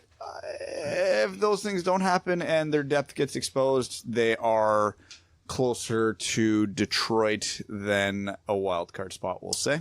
Yeah, they're certainly exactly what you'd think of a wild card team to be. They could be really good. They could be really bad. Buffalo could finish anywhere from 8th to 4th in the Atlantic, and it wouldn't surprise me. Yeah. They're not, like, Dahlin is going to get a lot better. Like, he already was really great. He's going to get a lot better. That guy's going to win Norris trophies. Jack Eichel really is a superstar that people don't pay enough attention to. One thing I want to talk about regarding Buffalo, Rasmus Ristolainen. If anyone else brings up that stupid trade rumor with no substantiation at all in the world, please, for the love of God, send me your password so I can delete your Twitter account. Please. It is unsubstantiated. I get that it's interesting to talk about. I get that another place, another website or whatever it is, a blog, picked up the original blog that just generates garbage. They picked up their rumor and put it out there 2 weeks later. It's not real. There's nothing there. And if it does happen after I say this, it is a coincidence. I have talked to anyone who knows anything. This isn't a real thing. I'm telling you, that is it. We have talked to sources. Every source we've ever had, we've talked to. It's not real. It's not there. Ryan, you're upsetting the dogs. Anthony Mantha is not being traded for Rasmus Ristolainen. There's no 5-player trade. Please. You just ruined your timeline, because that's all it's going to be now. It's 100% what it's going to be now. It is a coincidence. Like, it doesn't even make sense, right? Ristolainen has significantly underperformed, and Anthony Mantha is just now showing that he can reach his, like, true potential. We talk about best case scenario with players developing. He's showing that he still has the ability to, like, realize all that talent. And we just drafted better Rasmus Ristolainen. Significantly. This is not happening. Please don't buy into people's garbage like that. It's not worth your time. Should we just start posting these rumors on our website just to get the clicks? We should. Hold on. Let's think of one. Realistic, but... Darren Helm. No, we got to be realistic. Darren Helm and Athanasiou for, his name is escaping me on Edmonton. Draisaitl. That's what we're going to say. No, that's too unrealistic. Too high of a profile name. We got to get here. I'm going to say we are Athanasiou. Okay. Okay. And a 4th to Anaheim for Hampus Lindholm, and a 5th. I think that's less egregious. Yeah, it is. So let's post it on the site. We'll get some traction here. No. It's got to be nuts to get the traction. That's the thing. Okay, well, fine then. I was talking to Max about this. What are we even trying for? We can just make garbage up and get 20,000 followers. Yeah, so we need like a true name here. Okay. I got it. Philip Zadina. Okay. Philip Zadina. Philip Zadina for Mitch Marner straight up. That one will get clicks. That one will get clicks. You know that. There we go. Clicks. The Detroit Red Wings are going to offer sheet Braden Point. Okay. And then they're going to trade him to Montreal for Cole Caulfield and a 1st. Oh, look at that. At Winged Wheel Pod Twitter account now has 50,000 followers. The moment you said that. It is okay for you guys to exercise a lot of honest criticism and engage with a lot of grains of salt when you're reading this crap, especially on Twitter. Just as in case you didn't know, Twitter's free. Twitter's free. The internet is mostly free. You could just say things. And Have you ever? There's this website that does machine learning, and it's obviously continually developing algorithms on troll bots on Twitter. Yep. Have you used that website No. before? Sentinel dot something? I'm just assuming that's where Rowan comes from. Yeah, and my account was 5% troll bot. That's funny. Yeah, I was like, what? I don't tweet. I think it's because I only tweet about like 1 or 2 subjects, and that's what it kind of picks up on. But yeah, you can run it on your own account. But it shows you like who the biggest troll bots are on Twitter and whatnot. Oh my god, mine's got to be in like the high 50s. No, I think most of it was political, so I can't say anymore. Ryan won't let me. No, we're certainly not allowed. We were just talking about Buffalo. Okay, they just brought in Ralph Kruger to replace Phil Housley as coach. So again, another change in regime there. So we'll see what happens. Buffalo's overdue to get out of this. Whatever they're doing. They've picked in the top 10 in the draft for what, 9 straight years or something like that? Something like that. The Montreal Canadiens. Interesting team, in my mind. A really interesting team because... Did they overachieve last year? Yes. In my mind, yes, significantly. They didn't do a terrible amount. They got rid of Andrew Shaw, and they got rid of another like AHL level player. It's mostly they dealt in picks. We know they had that offer sheet for Sebastian Aho. Aho obviously was matched by Carolina, so he stayed with Carolina. They have the cap space to be doing something. They haven't quite done anything yet. So it's... a lot that's going to change between our prediction for them now and the start of the regular season. No really big signings like Joel Armia, Ben Chirot from Winnipeg. Xavier Ouellet got another contract there, notable for Red Wings fans. Because he's French. Yeah. But he's French. That's where he was born. Oh. Well, I mean... He grew up in Quebec. It's fine. Here's the thing. I don't think Montreal is a bad team. I think they did a really great job and surprised a lot of people last year, including myself. I think they've found a great spot for Tomas Tatar. He's found a lot of success in that top line. Max Domi's looking good. Looks really good. But here's the thing. I can't see Tatar, Domi, Gallagher, and like everybody having as impactful of a season next year as they did this year. At least one of those guys has to regress. But as Steve mentioned earlier, the Carey Price X factor... They will go as far as he carries them, which could be pretty far. And I would expect Cotton Kanyemi to take another step forward. Yeah, that's the thing. He's only going to get better. And he did look good his first year. He had a full summer in the gym. Yeah. Nick Suzuki might get a full-time spot this year. That could help. Ryan Poehling comes in. That could help. Oh, he's on pace for what? 30,000 goals? 40,000 goals. Yeah, so... If he replicates his goals per game last season, he will score 166 goals this year? No, 246 goals. For them to find real success, hot take, I don't think this is a really hot take. For them to find real success, they need to find a way to keep Shea Weber as effective as he can. And whether that means optimizing his minutes, whether that means protecting him earlier in the season so he's more effective later on, like LeBron. He's one of the most talented players on that team, and they need him. Their biggest key to success will be getting Victor Mete a goal, because that will bring team morale up infinity. He's played 2 seasons in the league and still doesn't have one. And he's not like a defensive defenseman. Yeah, wasn't he touted as like a very high offensively calibered player? Yes, and he's 100-something games into his career with 0 goals. He's Riley Shahang, this thing, except he's a defenseman, so it's more acceptable. The Boston Bruins. Obviously cup finalists, obviously disappointed that they lost. There's almost a little bit of an upset that they lost to the St. Louis Blues. Not a lot has changed with their team over the summer. They haven't really had the chance to change anything over the course of the summer. At some point, the lack of depth and the long playoff runs have to catch up to them. At some point, it has to happen. They've played a lot of hockey in the past decade. A lot of hockey. And a lot of those guys are wearing those miles. Steve mentioned this. Patrice Bergeron has a lot of hard miles on him. Zdeno Chara... He's a cyborg. This is his last season. Like, this has to be his last season. Yes, you have 2 of the best contracts in hockey, Brad Marchand and David Pastrnak. And I don't say that lightly, like legitimately 2 of the best contracts in professional hockey. 2 of them might equal 1 Mitch Marner shortly. Who? I'm not going to discount this team. They are far too talented. Every time I think we discount them, Yeah. they do something we didn't suspect. Yeah, that's exactly what I'm thinking, because I think they were my pick to regress last year. They didn't. In my head, they're my pick to regress this year, so I'm absolutely positive they're going to win the division. Yeah, you guys can do that. I'm going to save myself from sticking my foot in my mouth again. And then the last team, the last team before Detroit, is the Tampa Bay Lightning, who somehow, some way, find a way to make moves over the course of an offseason with no They added cap. Shattenkirk for nothing. They added Patrick Maroon for nothing. They got rid of the Ryan Callahan deal. For nothing. They picked up Mike Condon, whose contract is less than half of Callahan's, and they downgraded from a 5th to a 6th. And that 5th to a 6th will be the difference of, 4 picks? Probably one if they win the cup. They got rid of JT Miller. They got rid of Slater Cuckoo. They picked up back. And this is why super teams are bad. They're not even a super team. They're just so well constructed. They pick up Patty Maroon.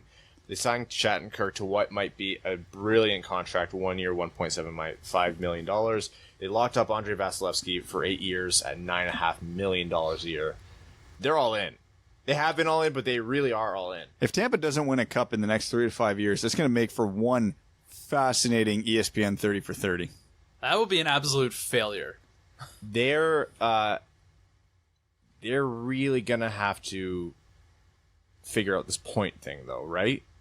Because their entire offense and their entire future will eventually shift towards or away from Stamkos, and they're gonna need another premier center. They have set up the salaries on that team where you can't pay Braden Point more than Kucherov or any of your leaders on that team. And he might end up taking that because of income tax and all of that. And if you think back to the Red Wings when Nick Lidstrom was still playing, no one was allowed to earn more than Nick Lidstrom. So if Tampa Bay was able to instill the same kind of philosophies, then everybody's kind of got on board with that. It's worked so far. He hasn't signed yet. I know everyone's just kind of waiting for the Mitch Marner floodgates to open first, but I feel like whoever that guy is, yeah, that saga will be an outlier. Which is upsetting. Not upsetting. It's confusing because those guys are different players, but you should be able to compare where they fit in. And really, the variance is what, like $1 million, $1.5 million between however the 3 or 4 of them that you want to lump together. And here you have Marner asking for $12 million. If Marner makes $11 million, Braden Point's not taking $9 million, right? Braden Point's going to be asking for $11 million as well. It all depends on where each team's management sets the line. Like, if the Leafs are like, well, this is what Austin Matthews getting, and that's what we're setting it at, or they're going way lower than that, that's what it is.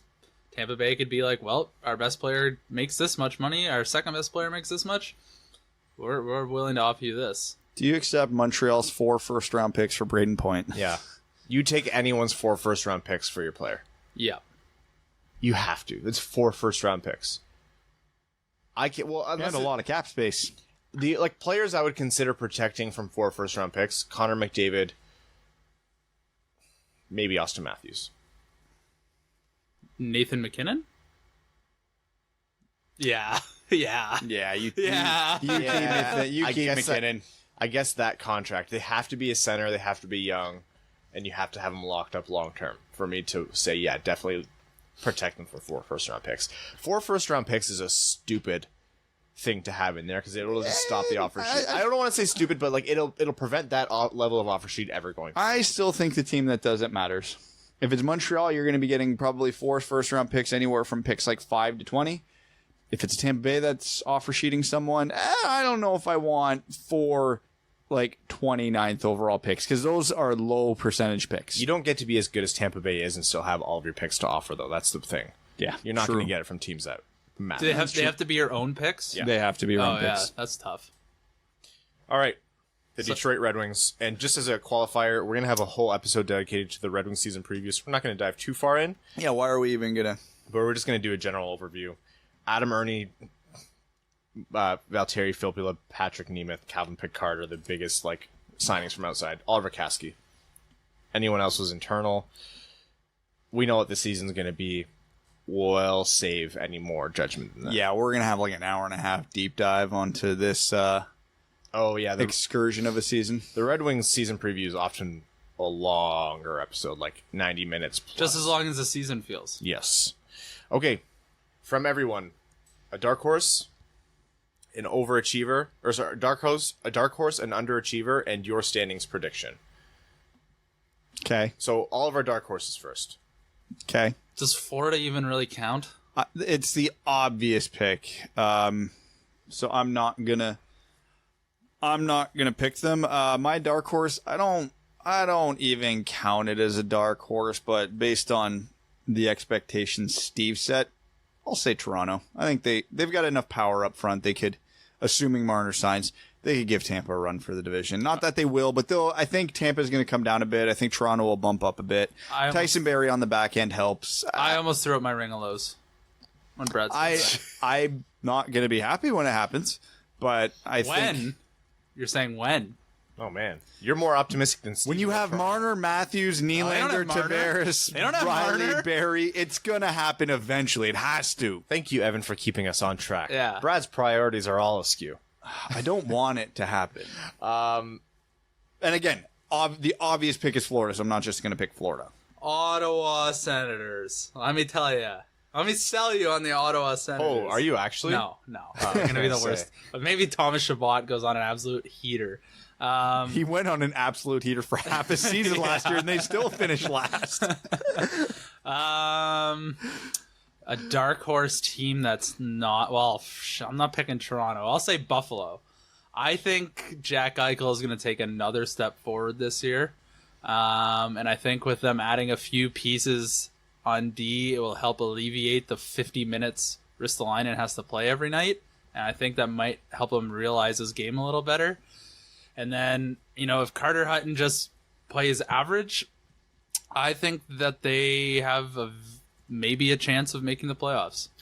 That's, me trying to sell them as a dark horse. That was my pick as well. I think if I'm going to pick a team to find success when we weren't expecting them to, they picked up a lot of very competent, possibly underrated defensemen. Colin Miller, Yoki Haru are both players that I really would love to have on my team's defensive core.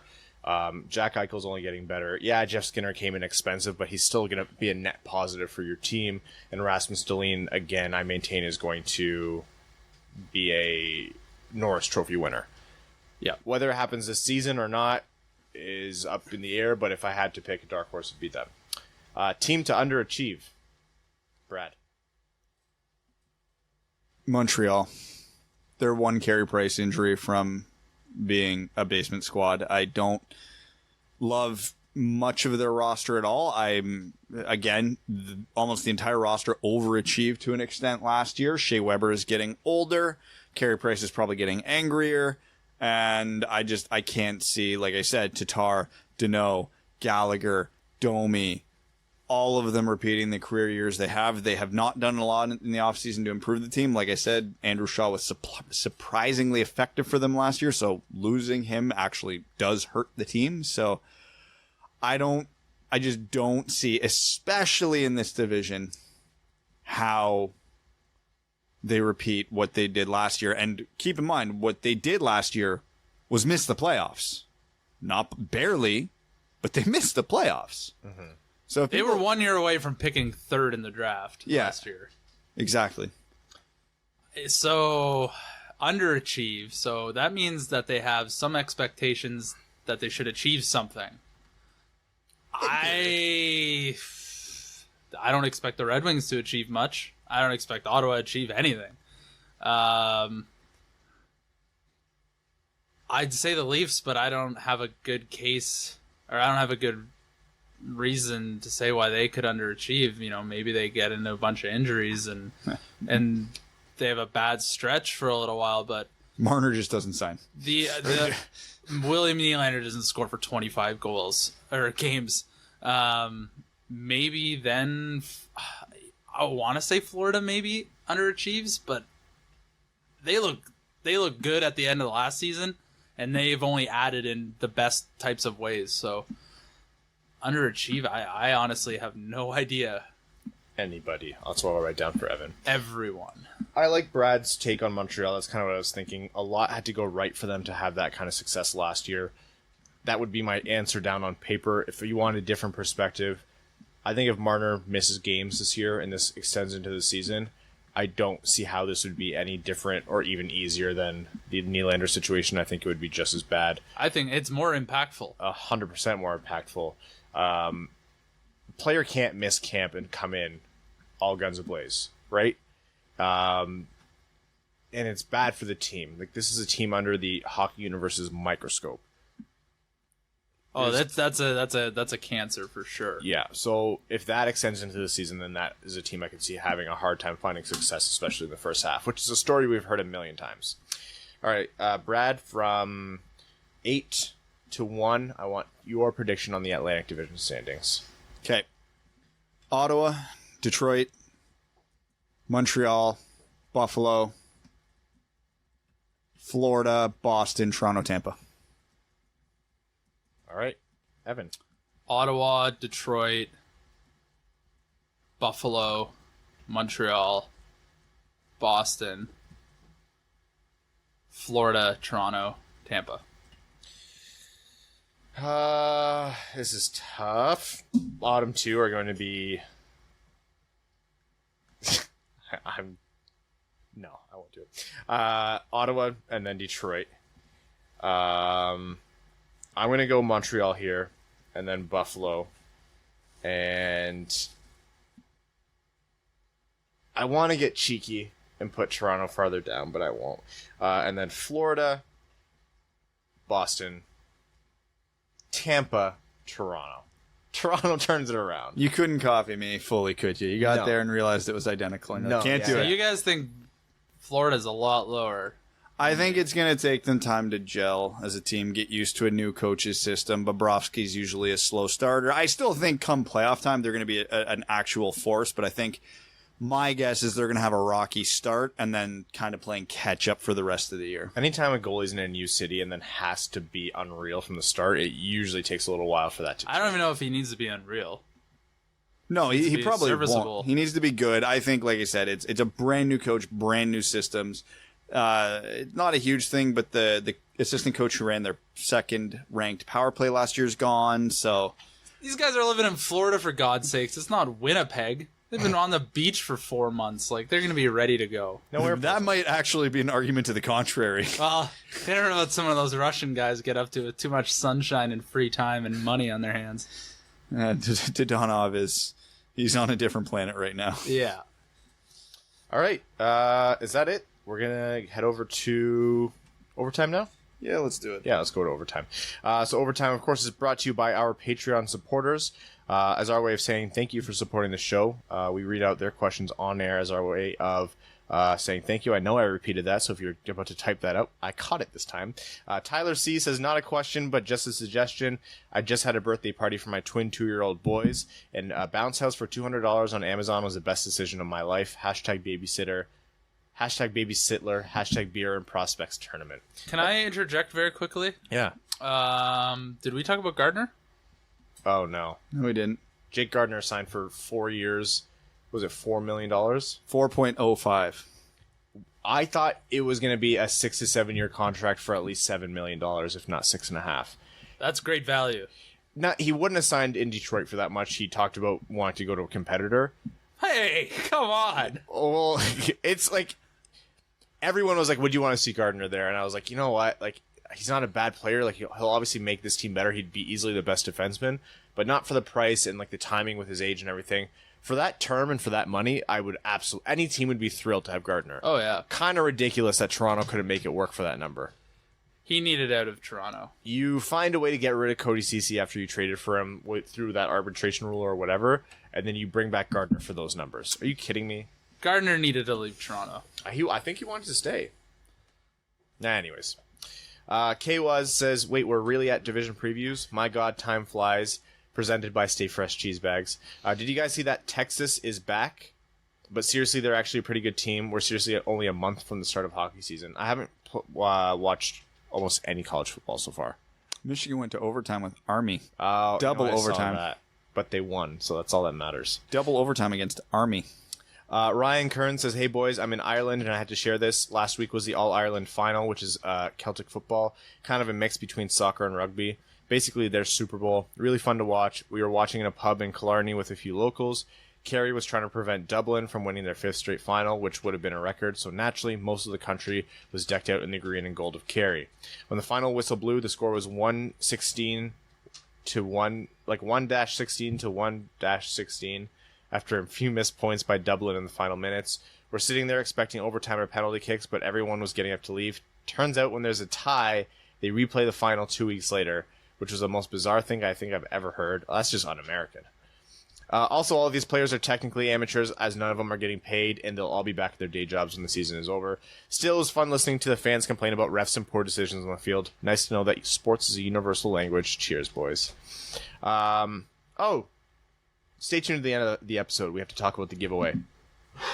Liz Barbudo says, "I've been on the team tank for the past 2 seasons. I don't think I can do it for a third. So this year, if they win, cool. If they lose, cool. Just as long as the key guys are making progress." I mean, yeah, that's how you have to look at every season right now. Yep. I would appreciate it, though, if they could avoid having 8-game losing streaks. And if the first win could happen before almost the end of October, that'd be great. I really hope they win the home opener. I've been to, I believe, 7 games at the LCA so far, and they've won a total of 1. The home opener would make a good time for win number 2. Have we seen them win there? I have not. I don't think I have. Not at the LCA. I might have, although it must have been forgettable. I got the Buffalo blowout, the OT loss against the Islanders, the OT loss against Columbus. That's it. Yeah, those are the 3 I've got at the LCA. I'm 0 for. Liz continues to say, "You guys do a great job with the podcast. I'm glad I found it. Started listening around the end of last season. Looking forward to listening for a full season this year." Thank you so much, Liz. Your support means so much to us. Tell a friend. Yeah, if you guys like the podcast, tell your friends. Joe Caboose 119Z Falzone says, "Which currently successful team does Detroit's rebuild most resemble?" Currently successful team. Okay, What team was cap tied and made it out of it? It's Chicago, but they're not out of it yet. But they've won a lot. It's hard because Detroit, I would say like a Toronto, but Toronto got out of their rebuild because they won the draft lottery and they drafted superstars. And they went nuclear, yeah. Okay. You know, they only have St. Louis, because they never really got bad, like truly like top. They've never had the top 1, 2, 3, 4 pick, top 5 pick. They had Pietrangelo like a decade ago. Were they cap strapped? Yeah, they're usually a cap team.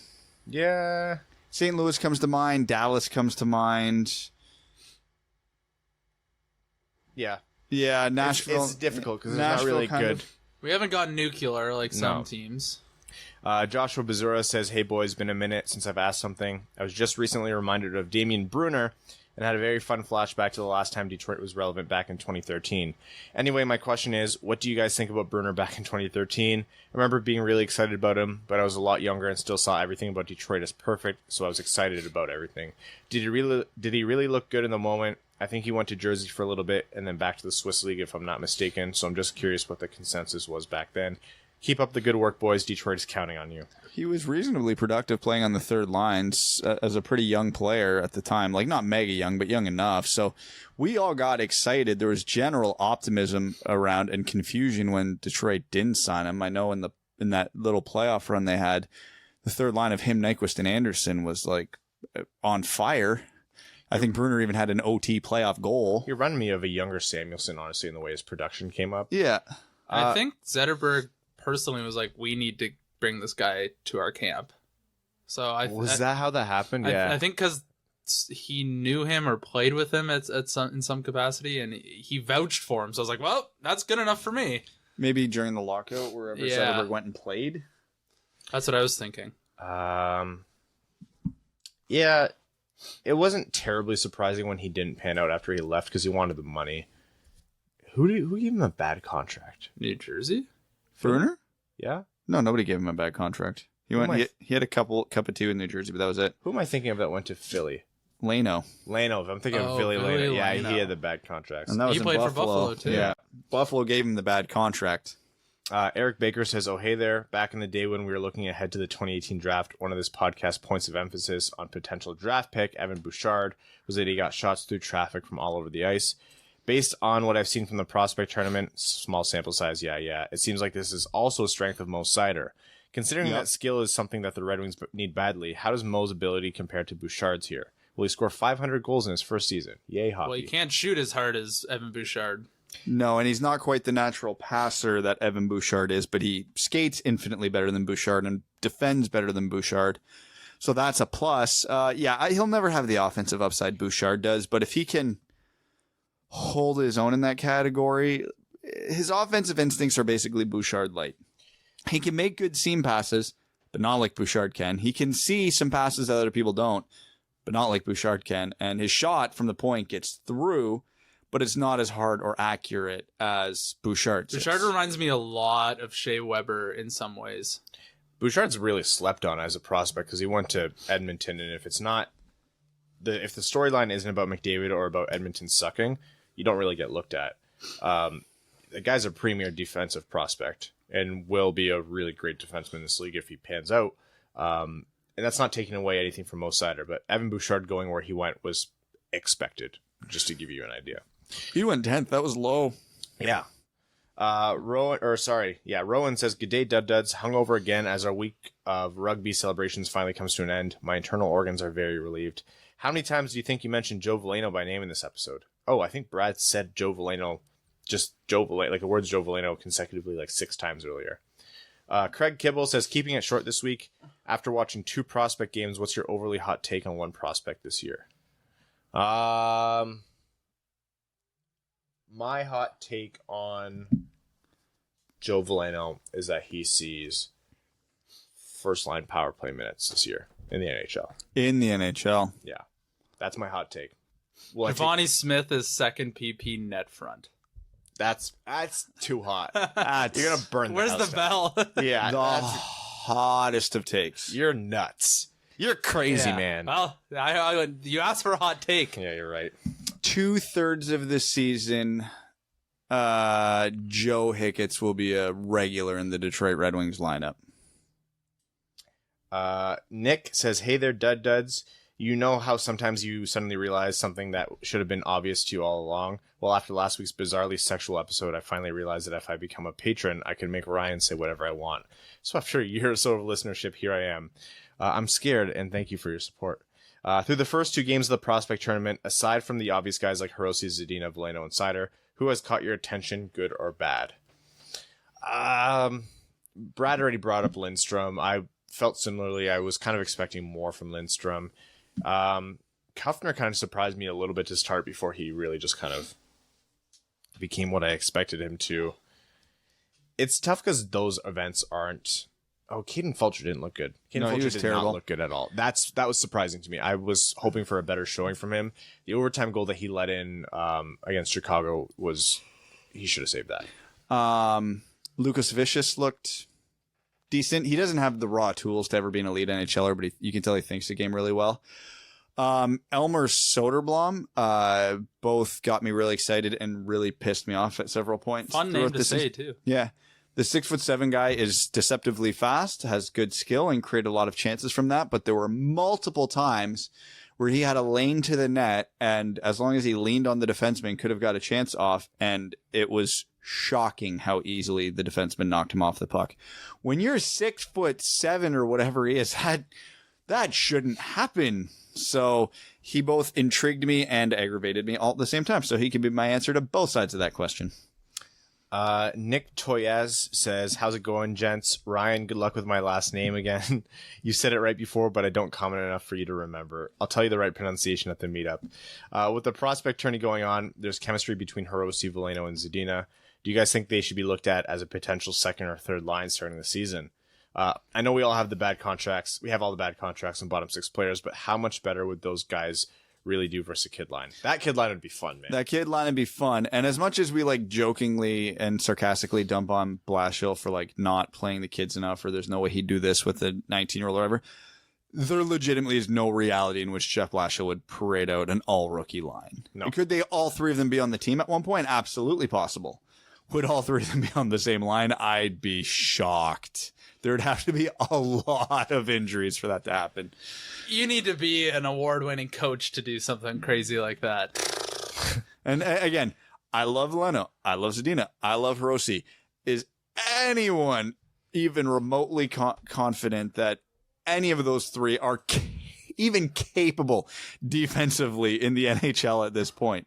Forget good, just capable. I would say Hirose, no.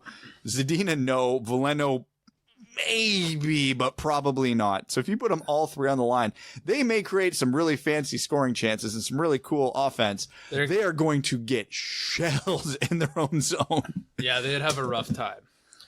Joseph Fournier says, the opening title of The Simpsons, zoom through the clouds, pan over the city of Springfield, and through the window of Springfield Elementary. Bart Simpson scribbles repeatedly on the chalkboard, I will not question Yzerman's draft picks. Only 2 games in, and I'm loving the prospect tournament, specifically the way that these guys are playing together. Let's pretend for a moment that Seider has a meteoric rise in Traverse City that carries on through preseason. There's no choice but to put him on the Wings roster. Is the corresponding move to make room for him a trade or a waive? How long does he stay up? Please note, this is a best-case scenario pipe dream. Fantasize to your heart's content. Thanks for the birthday shout-out last week. I'm still dead from daily drinks with friends in New York City, in need of resurrection. Stay fresh, cheese bags, keeping your Jake Gardner fresh on arrival in Carolina. Product not guaranteed on meatless items. Cough, Cody Cece. You would need several trades and waves because, like we said, there's already 9 to 10 guys realistically competing for 6 to 7 spots. You throw another guy in that mix, oh boy, that's going to get messy. And out of all the guys who are actually probably going to get sent to Grand Rapids that are waiver eligible, it's only Kasky and Cholowski. You're going to lose multiple guys. Yzerman has said if a guy really wins a spot, then he'll make it work. If Seider has, like, he has to play to a level that I can't even describe because there still is so much to be said about, yeah, he's having a great year, but sending him to Mannheim in Germany or even in Grand Rapids, but more likely Mannheim, is still like just objectively the right course. We are going to suck this year and we are going to get shelled. I don't think it's a best environment for a young player to grow in. Yeah. So, you know, if he lights the world on fire and that's the decision that's made to keep him with the team, great. Like, we can waive some people. We'll lose maybe a couple.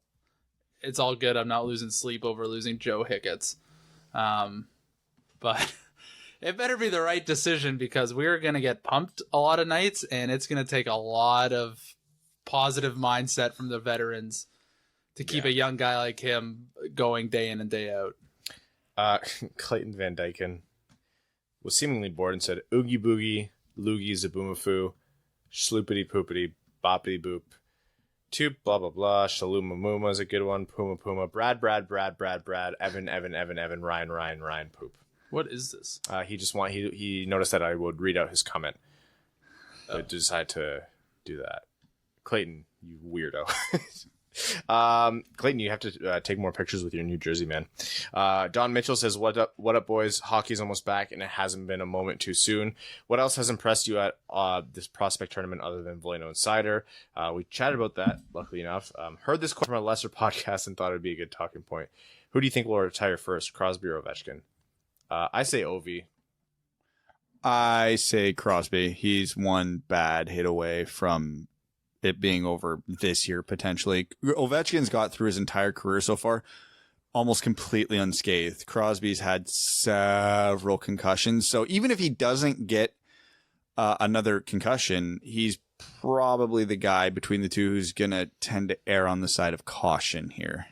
If Ovi's goal scoring drops enough where the Gretzky record isn't even attainable, I could see him going back to Russia earlier. Ovechkin's engine is like the old grandma who buys a car and just like goes grocery shopping, whereas Crosby's a daily commuter. Yeah. Crosby's got a lot more miles on him than Ovechkin does, so.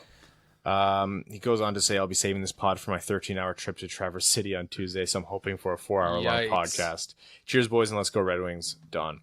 Time for some other questions. Dave Athor says, thoughts on Veleno without a single assist and Zadina without a single goal this tournament? This is from Reddit. He says, we drafted them in part because they were so specifically good at that. Busts? He meant it sarcastic. I assumed. Gordy, how you doing? Says, from last week's comment, and to answer your question, yes, I will take Evan out on that date. We shall go to the nicest Applebee's there is. Evan's face there. What? Yeah, I can't even remember the question, but you have a nice date coming up, so. Okay. The Magic Man 1343 says, best case scenario, who is Siders comparable in the NHL? Best case scenario? Niklas Lidstrom. Stop.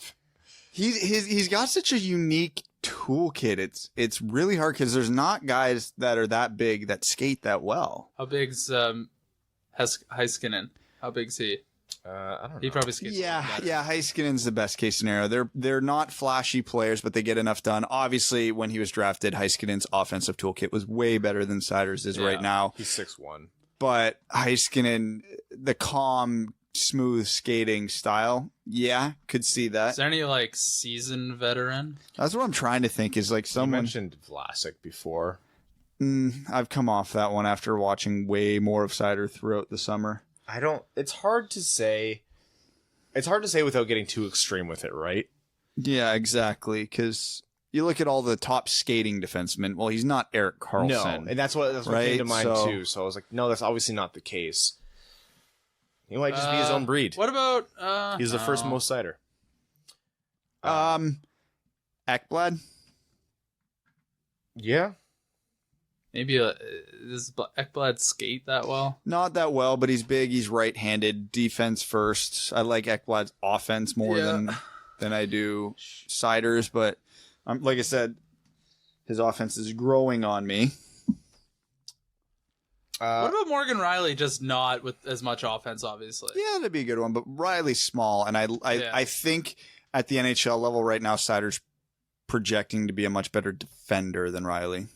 I see a lot of guys who have bits and pieces, but I don't see anyone who has is almost the same person. The comparables game is crappy, but we'll still play it.